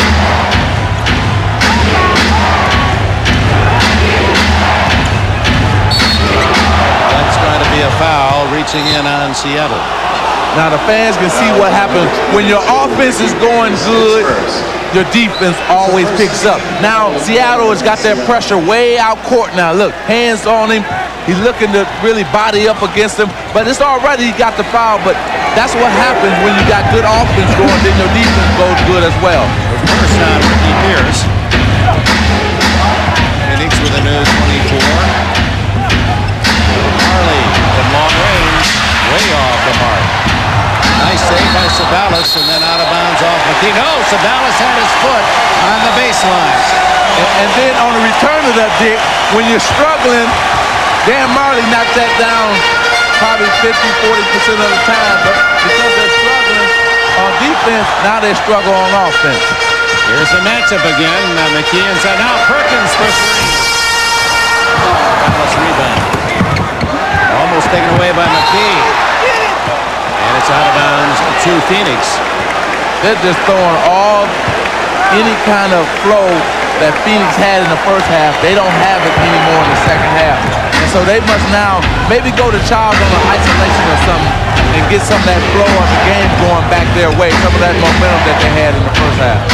Karl thought he had a 10-second violation. Marley. Again, well off the mark. Well, again, Dick, it's another jump shot. Ricky Pierce. And the Seattle lead is 13. nothing's coming easy for Phoenix Suns. Everything's coming easy for Derek McKee because they're feeding off their defense. Their defense throws them into their transition game. Here it is, a long jump shot. And what usually happens on a long jump shot is fast break time. And Sean Kemp does an excellent job getting it to Ricky Pierce jump shot. And George Karl is loving it. Well, he should, as Seattle trying to pound out a win in a 2-all tie. Look at Sean Kemp doing his impersonation of you. Well, he takes it, first he gets the rebound, and usually what happens on a long rebound, you run, and you run out. Now look at him, he never looks at the man, he just looks right through his left, and a nice jump shot by Ricky Pierce. And he got this crowd going crazy, too. Sonics led by only 3 at the intermission, and they've outscored Phoenix by 10 here in the third quarter. You see Seattle shooting 58%, by far their best of the playoffs at this point. Well, Phoenix got to get something going to the basket. They got to get a drive, they got to get a layup, something going to the basket. Kemp got the rebound. He eluded the defensive try of Kevin Johnson. Midpoint of the third quarter.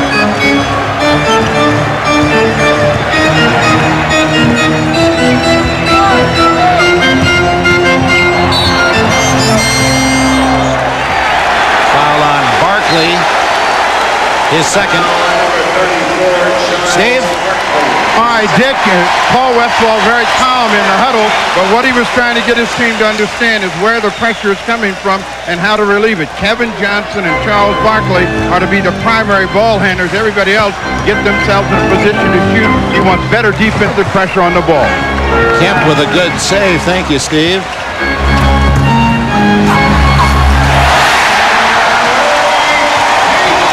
Payton continues a run of 16-4 for Seattle. And Payton trying for the steal has the foul as well as third. Well, they finally got something going to the basket. I think KJ sensed that he needed to do something to penetrate, to get something going to the basket. So he decided to just put his head down and take it to the basket and got a foul. But what has happened is Paul Westphal wants more pressure on the ball, but what they're doing is Seattle is taking the ball out of Gary Payton's hand and letting the forwards handle it. And that's why they can't get the pressure that they want, because those forwards on Phoenix Suns team is not used to pressuring forwards. So that's the difference in the game right now. Johnson with only 5 points today. 79-65 Seattle.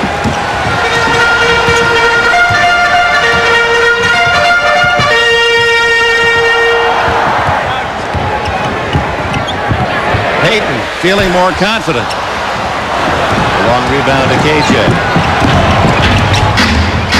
Through the hands of Barkley.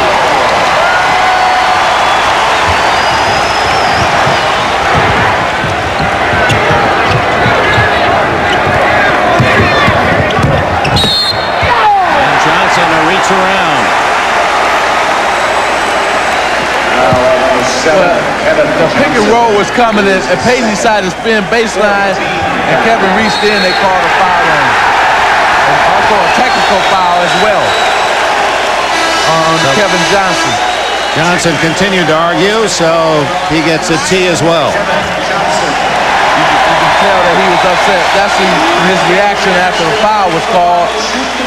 And then Hugh Hollins, he kept on referee Hugh Hollins, and then he just whistling for a T. Ricky Pierce deadly from the line, one of the best in the game. Kevin Johnson cooling down. Suns have been very cool of late. They haven't scored a field goal in 4 minutes and 18 seconds. Well, see, Phoenix is tough for them to come back. They're not a comeback team because they're not a pressure type team. They can't get up and deny you and things. What they're gonna have to do right here is slow the tempo down. Phoenix, they're gonna have to go to Child maybe on some isolation where he can get doubled and beat on somebody else. Hit the shot himself or give it to somebody else. Kemp missed an easy chance, and Ricky Pierce forces a turnover And Jake O'Donnell changes his mind. Now he knew he'd made a mistake. Right in front of the Phoenix bench, there were about 15 folks to remind him, too. There's a move right there. And come up with the steal right here, but it went off of Ricky Pierce. Good call by Jake. And a whistle at the other end. And it may be Pierce, yes, the second. Okay, it's going to be interesting right here because Phoenix has moved in 4 bench players as well with Charles Barkley. And I think they got to go through Barkley. Barkley really hasn't touched the ball a whole lot in this quarter. And he would help them to get shots. Here's Frank Johnson, the veteran, and able to get the ball off the hands of one of the Sonics with 19 seconds on the shot clock. Frank Johnson, the star, off the bench in Game 3 for Phoenix. He was 4 for 5. Made 3 quick points and a key 3-pointer in the fourth quarter to lead Phoenix to the win. They're going to need him to give them some more quick offense because they're struggling right now offensively. And most of their shots are coming outside. There's Payton with a steal.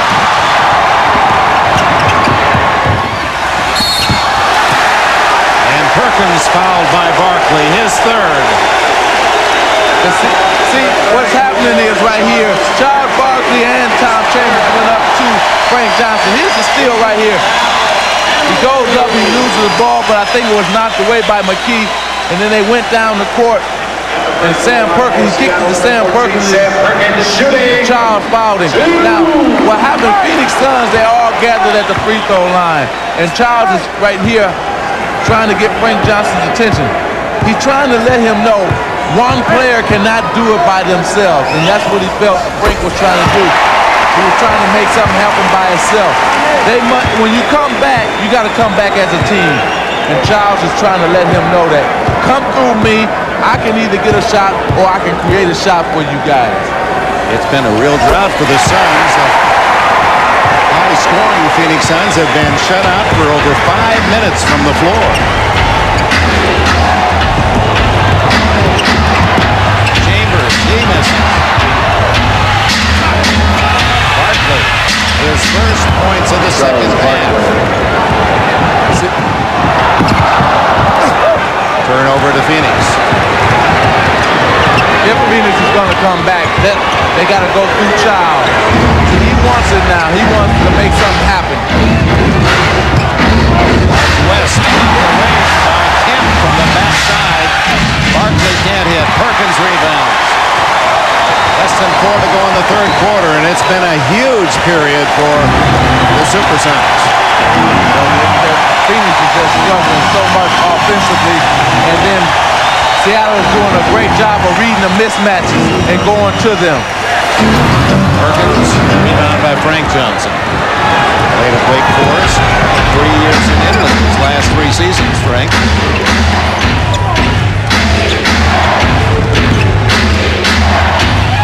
Back inside to West, and he's bumped hard.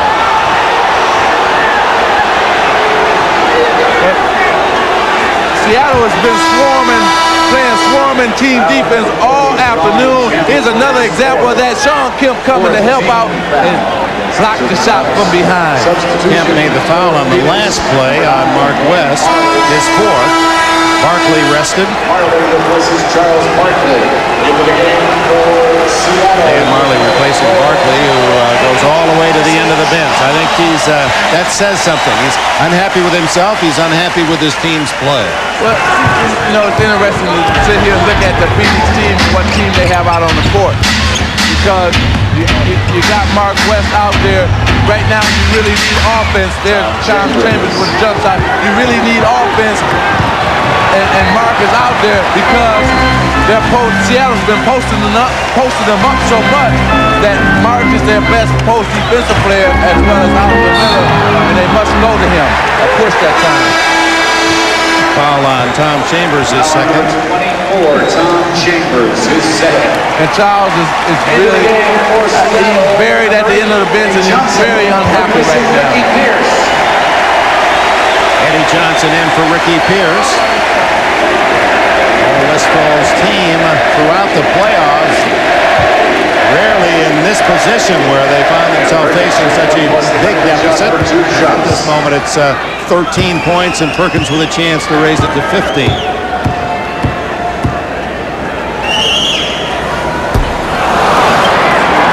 Perkins now 6 for 8 from the line.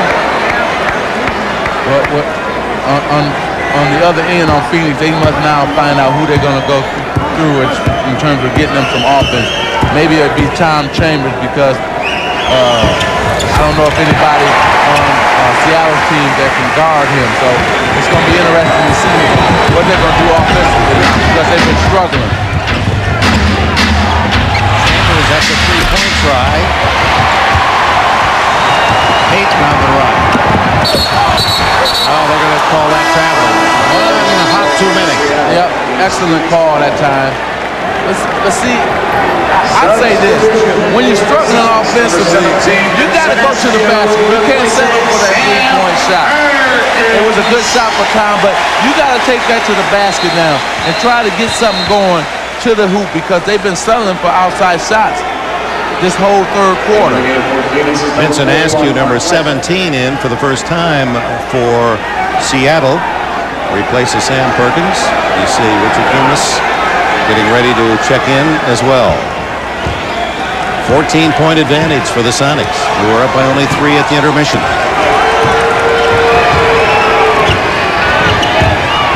Chambers against McKee. McKee bats it away, and they'll call a foul on McKee. That was just what I was saying, Dick. What you got to do is, what they want to do is go to Chambers. He's the only one out there on the Suns team that can really create his own shot. And when he went inside, and they called a foul for reaching in, but Tom Chambers can definitely still score. He hasn't lost that. It was McKee and Cage around Chambers, and Cage draws the foul, his first. Chambers, 8 points in the game.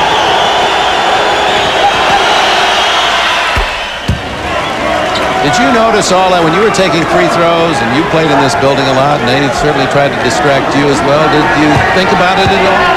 No. When you shoot free throws, you can't think about what the crowd is doing, what they're waving. You just got to concentrate on that basket and also on your follow-through. And if you could do that, you'll still make, your shot. Whatever your percentage is, you can knock it down. All good free throw shooters block the crowd out. If you're noticing that, you're going to have bad numbers. Payton. And Eddie Johnson saves it for Seattle. Okay, now Seattle is starting to play like they were playing Friday. They must still go inside. There's a mismatch again. He against the shorter Marley. And then dumps it out to Askew. Danny Ainge to Dumas.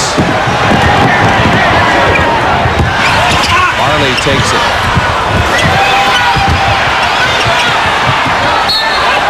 Out of bounds to Seattle. As Nate McMillan checks in for the Sonics. Okay, Dick, where we got excellent play in the first half from both benches. Now both benches are struggling to score. Michael Cage. Eddie Johnson. McMillan misses. Cage scores. How can you have 3 Sonics battling for the loose ball or the offensive rebound, and there was not one Phoenix Sun standing there? Chambers at the other end, the veteran from Utah, has a dozen. And he knows his court well. He used to play here for the Seattle SuperSonics. He's had a playoff high this year of 18 today to McMillan. Excellent pass. The double team came down. Nate McMillan cut to the basket, and Derek McKee found him. And a foul. Foul number 10, Nate McMillan, his second. Well, what happened? You got 3 guys. Look, 1, 2, 3 battling for the offensive board. There was no Phoenix Sun. And then you come right back. Here comes the double team by Frank Johnson, and watch Nate McMillan as he cuts right through to the basket. That's what you should always do on a double team. Your man double team, cut through to the basket, and Derek McKee found Nate McMillan. Chambers has hit all 7 of his free throws today. McMillan the foul, his second.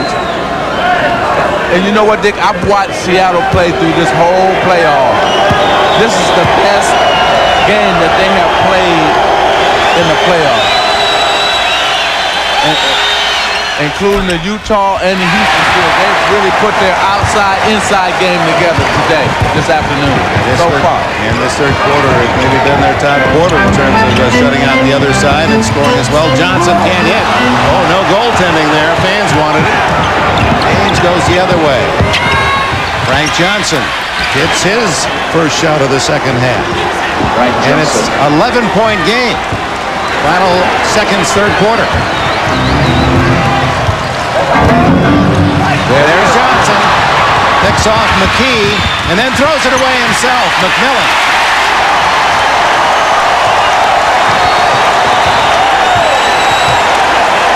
They're going to play for the last shot here. McMillan, who has been the theft of the playoffs with 33 now. And that'll go against the driving Askew, his first. Well, here it comes right here. This the goaltending that wasn't called. Eddie Johnson drive through. It tipped. Michael Cage tipped it in, but there was Dumas to knock it out. Watch Cage. He's going to tip it up toward the basket. Then Dumas going to come and knock it out of there. And that was definitely goaltending. For the Suns, they have a tick under 8 full seconds to get off a shot. Kevin Johnson. Richard Dumas. And that's the end of a third quarter in Seattle that is beholden to these Sonics fans. Derek McKee was the key for the Sonics. And we'll be back after these messages and a word from your local station.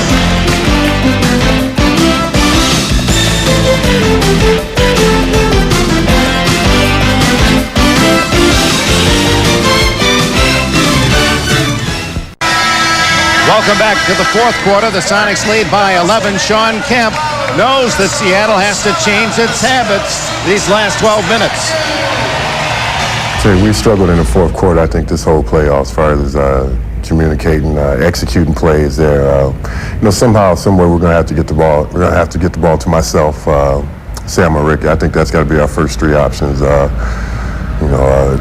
I still think we should get the ball down low and play from the inside to the outside. I think sometimes there in the fourth quarter, we just come out shooting jump shots, and I don't think they're bad shots, but I think when you can make things a lot easier, we get the ball to your big guy.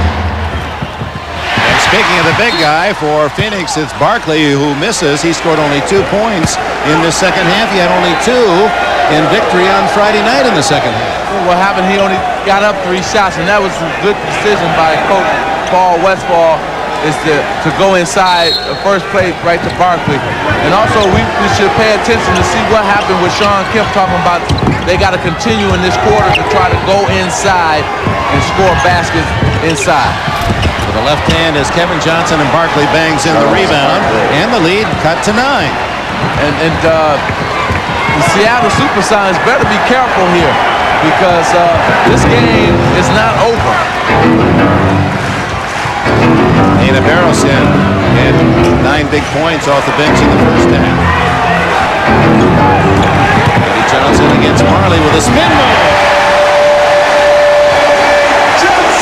He read the body up by Dan Marley. Once Dan put his body on him, that's when Eddie Johnson went to the spin, and he spun and flipped it in for 2. Marley trying to get it to Barkley, knocked away. Okay, here it is again. Eddie gonna go baseline. Now watch when Dan Marley bodies up right there. He just spins off of him and goes in for 2. Now look here, like the Phoenix Sun now is trying to get some penetration and trying to go to the basket instead of shooting outside jump shots all the time. Kemp back in the game on Barkley. Barkley with the assist. A beautiful bounce pass to Dumas. The first 2 baskets here in the fourth quarter has been inside layups, and that's what they had to continue to do. When in the third quarter, Dick, I thought they settled for jump shots too much, that being the Phoenix Suns. Seattle by 9. 10 minutes, 20 seconds to go. And a reach in, and Barkley raises his hand. It's his fourth. But here's Charles Barkley, and he reads the defense and excellent bounce pass into Richard Dumas. And see, that's what I'm saying. You put the ball into Charles Barkley's hands, he's going to make something good happen most of the time. So you must give it to him, let him penetrate, create a shot for himself or for somebody else. John Kemp. A tornadic move inside. Yes. Well, they continue to do what's been going good for Seattle. They continue now in this fourth quarter to go inside. That's what's been going good for them all afternoon. Chambers and the foul on McMillan. His third. Well, we were talking about that inside game, and here's Sean Kemp bumping Charles back and then spinning on him. Man, a la Eddie Johnson. Well, the move right here is created by the bump. Watch the two bumps here. Once he feels his body, he's going to spin left. Good move. Genuine Draft presents Genuine Moments. This Miller moment takes us back through the Sonics' route to the Western Finals, starting Game 5 over the Utah Jazz. Their opening series, second round against the Houston Rockets, Ricky Pierce sent the deciding seventh game to overtime. And then the Sonics will be keyed by Sam Perkins. Perkins would help with his threes to secure this state with the Suns. In recognition of this moment, Miller Genuine Draft will donate $1,000 to the Thurgood Marshall Scholarship Fund. Coach George Karl, there's his 10-year-old son, Kobe. One of the rights of being the head coach's son, you get to be one of the ball boys down at the end. Named after Kobe Dietrich, who played pro ball, most of it in the ABA, some 12, 13 years. Teammate at Carl's with San Antonio. Barkley, almost an air ball. And the crowd, you know they love it here. Look at him. Yeah, he says, I agree. Yeah. He's able to laugh at himself. Yes.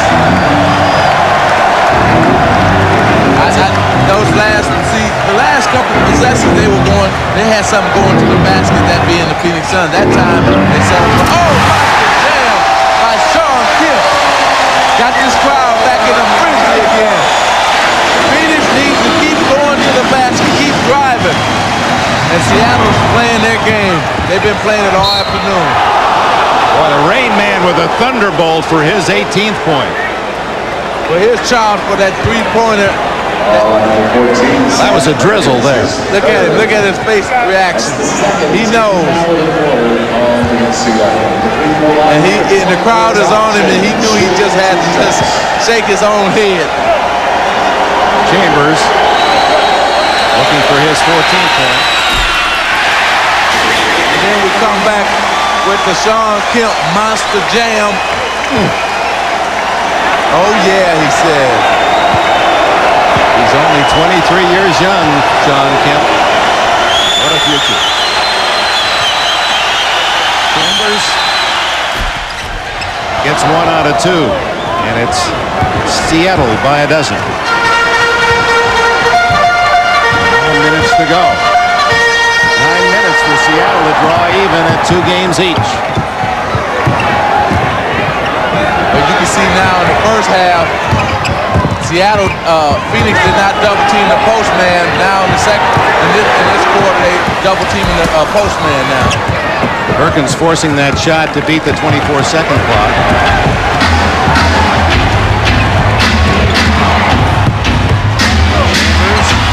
Barkley has it knocked away by Barros, and Barros spikes it, gets it again. He earned this one. And pushing foul underneath, I think, on Eddie Johnson. No, Sam Perkins. Good call. Good call that time. Perkins' foul is his fourth. Danny Ainge comes in for Phoenix. Now in the first half, they played Sam Perkins straight up. But now in the second half, they decided to go double team on him. And they really did an excellent job of causing a turnover here by Sam Perkins. But you can see the difference. Coach Paul Westphal decided now to double team the post up. Ainge well short on his three-point try. McMillan goes all the way. Seattle by 14. It's a team that plays well when they're in a frenzy, and that's how they have operated this second half, the Sonics. And they've forced the the Suns to think about shooting quickly, and Marley delivers there, only his 10th point. And see, that wasn't an easy shot. See, the Phoenix Suns are not getting any easy shots, whereas on the other end, the Seattle SuperSonics are getting a lot of easy dunks and layups.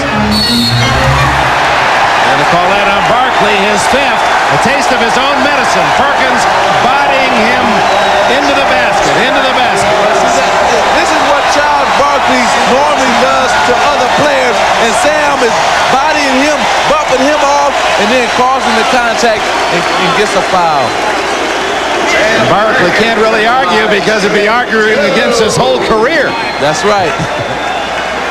That's why he's smiling. Perkins with 15 today. See, George Karl says he doesn't worry about his team making adjustments, but teams worry about his team. Well, today he made a major adjustment and he went inside. He said, okay, we don't want jump shots today. We want inside post-up shots today.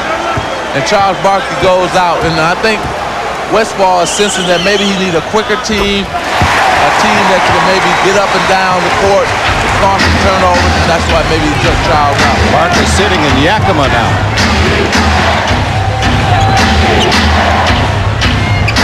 Oliver Miller in the game. Marley asks for the 3 and delivers. 97-86, 13 for Marley, his 3rd trade today. Led the league during the regular season. 3 points made and attempted. Perkins, that's a 2. 99-86. Perkins leads Seattle with 19. A steal. McMillan.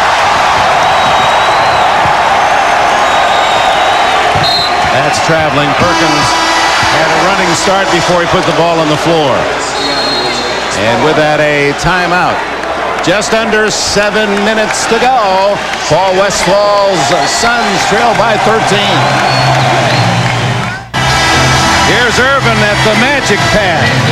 Well, Sean Kemp was talking about inside out in the interview. Here's Sean Kemp.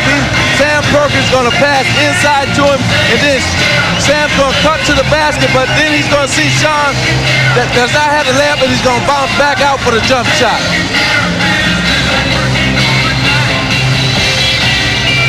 That's what Kemp is saying. First inside, but if there's nothing there, then outside. Yes. Not the reverse. Exactly. Good offense by Seattle. Seattle, you said, 35% the key. They're currently shooting 53 in the game, and another turnover. Watch out. Here comes Kemp winding it up. And it's picked away by Phoenix. Good move. Good hands by Dan Marley to knock it off of Sean Kemp. But right now, Seattle just got Phoenix and stifled.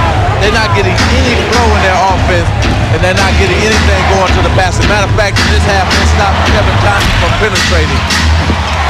Long 3 attempt by Marley. They're not getting them layups and dunks like they had in the first half, that being Phoenix. And with a double-digit deficit, they're thinking long range, and that usually means one shot.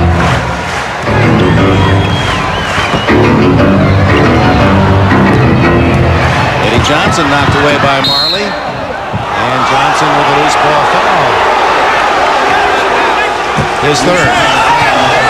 Well, what happened here is that Eddie Johnson is not used to posting up, so Dan Marley, who was an excellent defender, knocked the ball.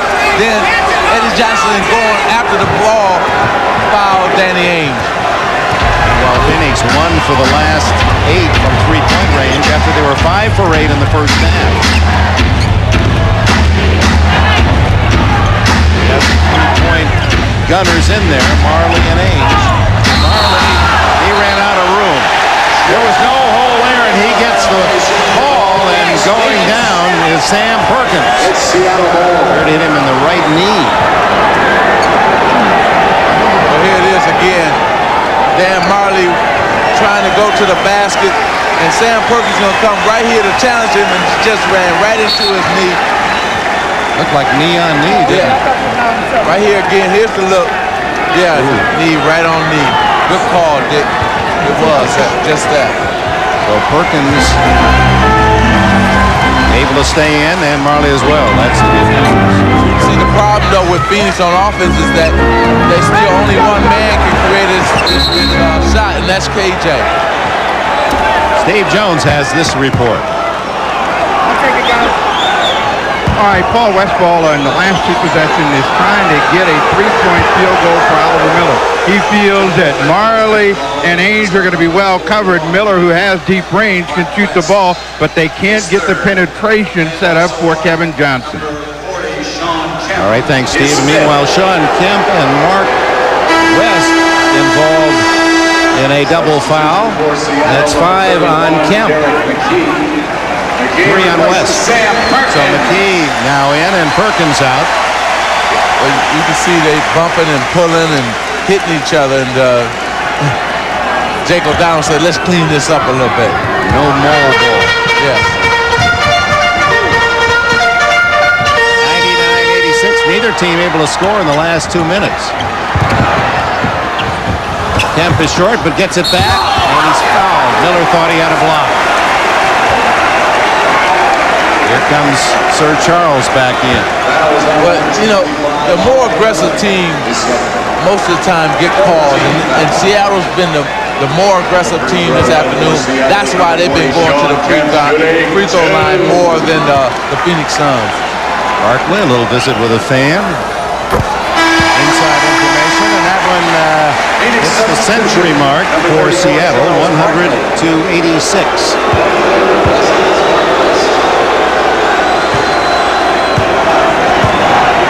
Barkley welcome back as Mark West goes out. That's 20 points for Sean Kemp.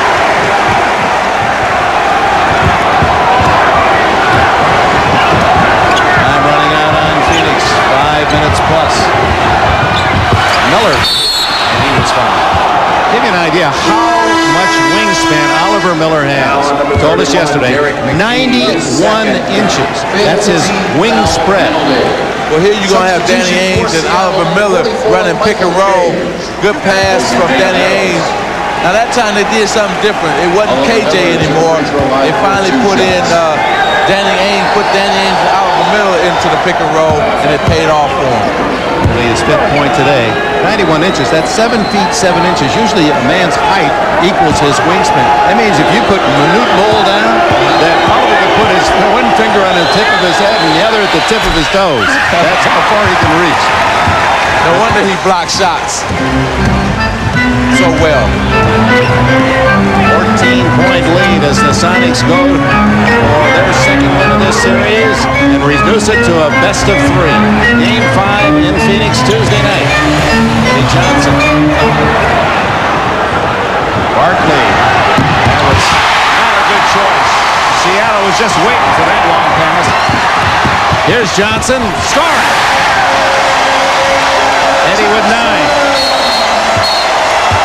It's almost as if Barkley wants to do too much. Yeah, and Eddie Johnson just got called for a technical foul, and Hugh Hollins thought that he was trying to throw the ball at Oliver Miller. And here we're going to see it right here that Eddie Johnson, after scoring the basket, he had the ball in his hand, and he felt that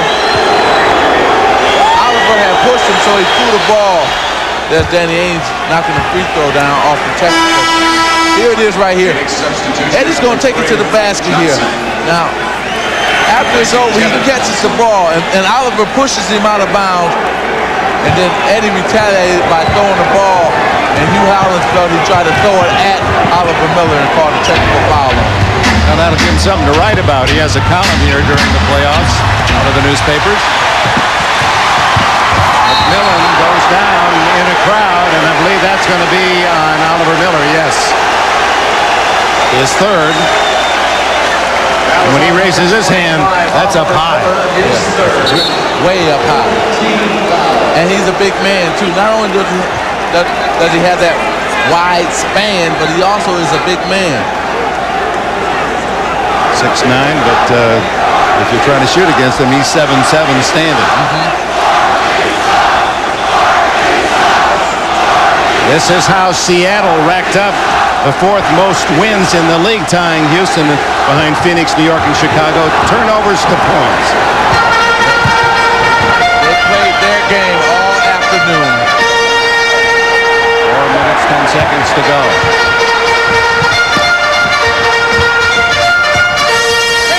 McMillan.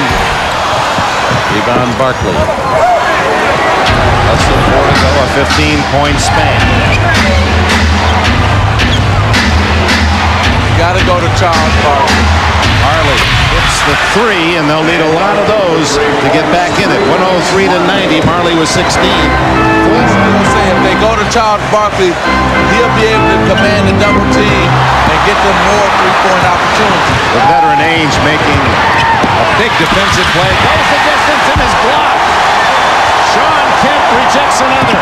Eddie Johnson can't handle the long pass, and Frank Johnson goes down, and for Kemp, that would be his sixth if it's on number 40. He's gone.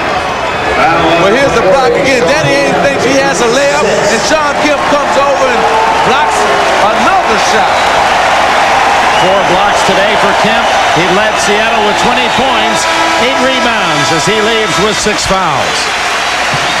And the fans are giving him a standing ovation, and they should.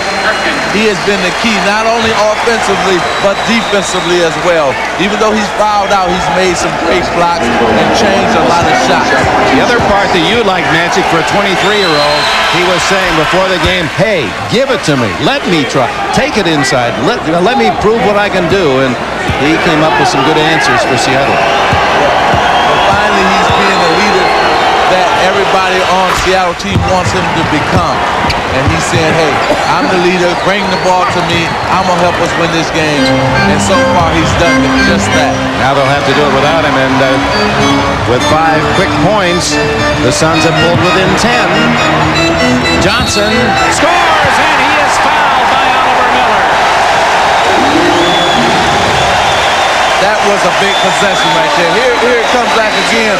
And what happened is the double team comes on Derek McKee, and Eddie Johnson slid right in between the defender, got the ball, took it up strong.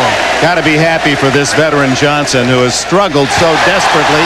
Now with 12 points today, he had scored 11 in the first 3 games total. And what had happened to him, he put a lot of pressure on himself. He's riding that column like you had mentioned earlier. And fans wanted him to quit riding the column and concentrate on basketball. Barkley, errant from 3-point range.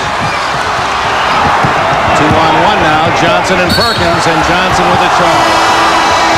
Frank Johnson had good position. Timeout with 2:48 to go.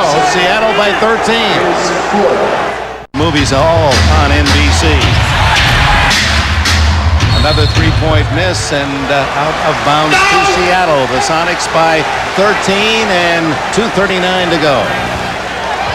Game 5 in Phoenix Tuesday night. And if Seattle wins Game 6 here Thursday night, both will be brought to you in prime time by NBC, 9 o'clock Eastern time, 6 o'clock in the West. And Marley trying to hawk McKee gets his second foul. Well, if McKee makes these 2, what I would do at some point, if I was Paul Westphal, I would pull out for Charles Barkley, almost all your starters out, to make them sit here and look at this game and get mad and upset over what has happened. To get ready so for that Tuesday. Was a punishment Riley would do to you, bring you out and make you watch your team lose? Right, make us watch the game to get us upset and get us ready for the next game.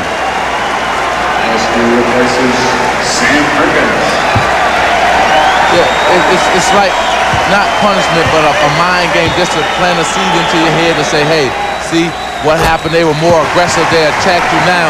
You know what you have to do in the next game. 19 for Derek McKee today. Another miss at the Phoenix end. Much like what Phil Jackson did to the Chicago Bulls in Game 2, where he made them watch it and made them get ready for Game 3, and they really came out ready. Before that that series. The Bulls and Knicks tomorrow on Memorial Day on NBC at 3 o'clock Eastern. Foul on Frank Johnson. There are two faces that you know well, and oh, how they can play this game, and in such differing fashion. Tuesday night, these faces and more. And apparently, it'll be the start of best 2 out of 3. Out goes Eddie Johnson. These fans doing everything they can to pick him up. He had 12 points, break out of his slump. And give the 6-man award to the fans, too, for bringing Eddie out of his slump and also getting Dana Burrows going, too, as well. Now, Paul Westphal did exactly what I was talking about. He took all those guys out, and he's making them look and watch at this game and say, hey, okay, this is what we have to do Tuesday night. Michael Cage hits the side of the board, but gets it back and scores. Barkley left with 27 after a 23-point first half. So he's had 2 terrible second halves here in Seattle. Frank Johnson misses. Oliver Miller rams it home. Barkley scored 2 points Friday night, 4 points today, 6 points in what amounts to a full game if you count just the second half. That's not a good sign for Phoenix. Well, I don't blame him for this game. Now, Friday, they were up, they were playing well, the bench played well, but today is the team fault for not getting him the ball and let him create some offense, that being Charles Barkley, not only for himself, but for his teammates, because what happens is a lot of guys on Phoenix team cannot make their own shot, and Charles becomes more important because he can do that. Vincent Askew with 4 quick points. And right here, Paul Westphal wants a 22nd, but nobody saw him. He's trying to holler now, 22nd, but nobody's looking at him. Why 20 seconds now when you're down by 17 points? Well, it's a good move just to get his team to look at what's going on, make them even more upset that they lost this game and the way they lost it, and get them ready for Tuesday. Steve Scheffler, the left-hander from Purdue, he's George Karl's victory cigar. He's just fans cheering Scheffler, number 55 in the post. Michael Cage, certainly not known for that range. Line drives in an 18-footer. But Dick, when the team is playing well, guys like that can make jump shots from the outside because it's been going good for your team all afternoon. Now, George Karl made his adjustment for game 4. He said, okay, no more jump shots. We're going inside first, and then we'll take the open jump shot. Now it's Paul Westphal's turn to make his adjustment for game number 4, and we'll see what happens Tuesday night if Phoenix can adjust to what Seattle did this afternoon. That was Gerald Patio at the Seattle end, and Miguel Knight, who's seen very little action in the series, scores for Phoenix. 118-101, final seconds. A victory for Seattle that makes this as wide open as the Seattle's play. Scheffler can't get it to drop. Third time it's in. And now they can really celebrate.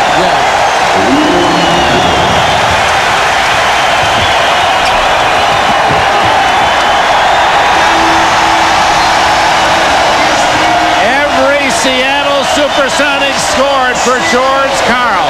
Impressive 120-101 victory. Karl said if we win this one, it'll be a war.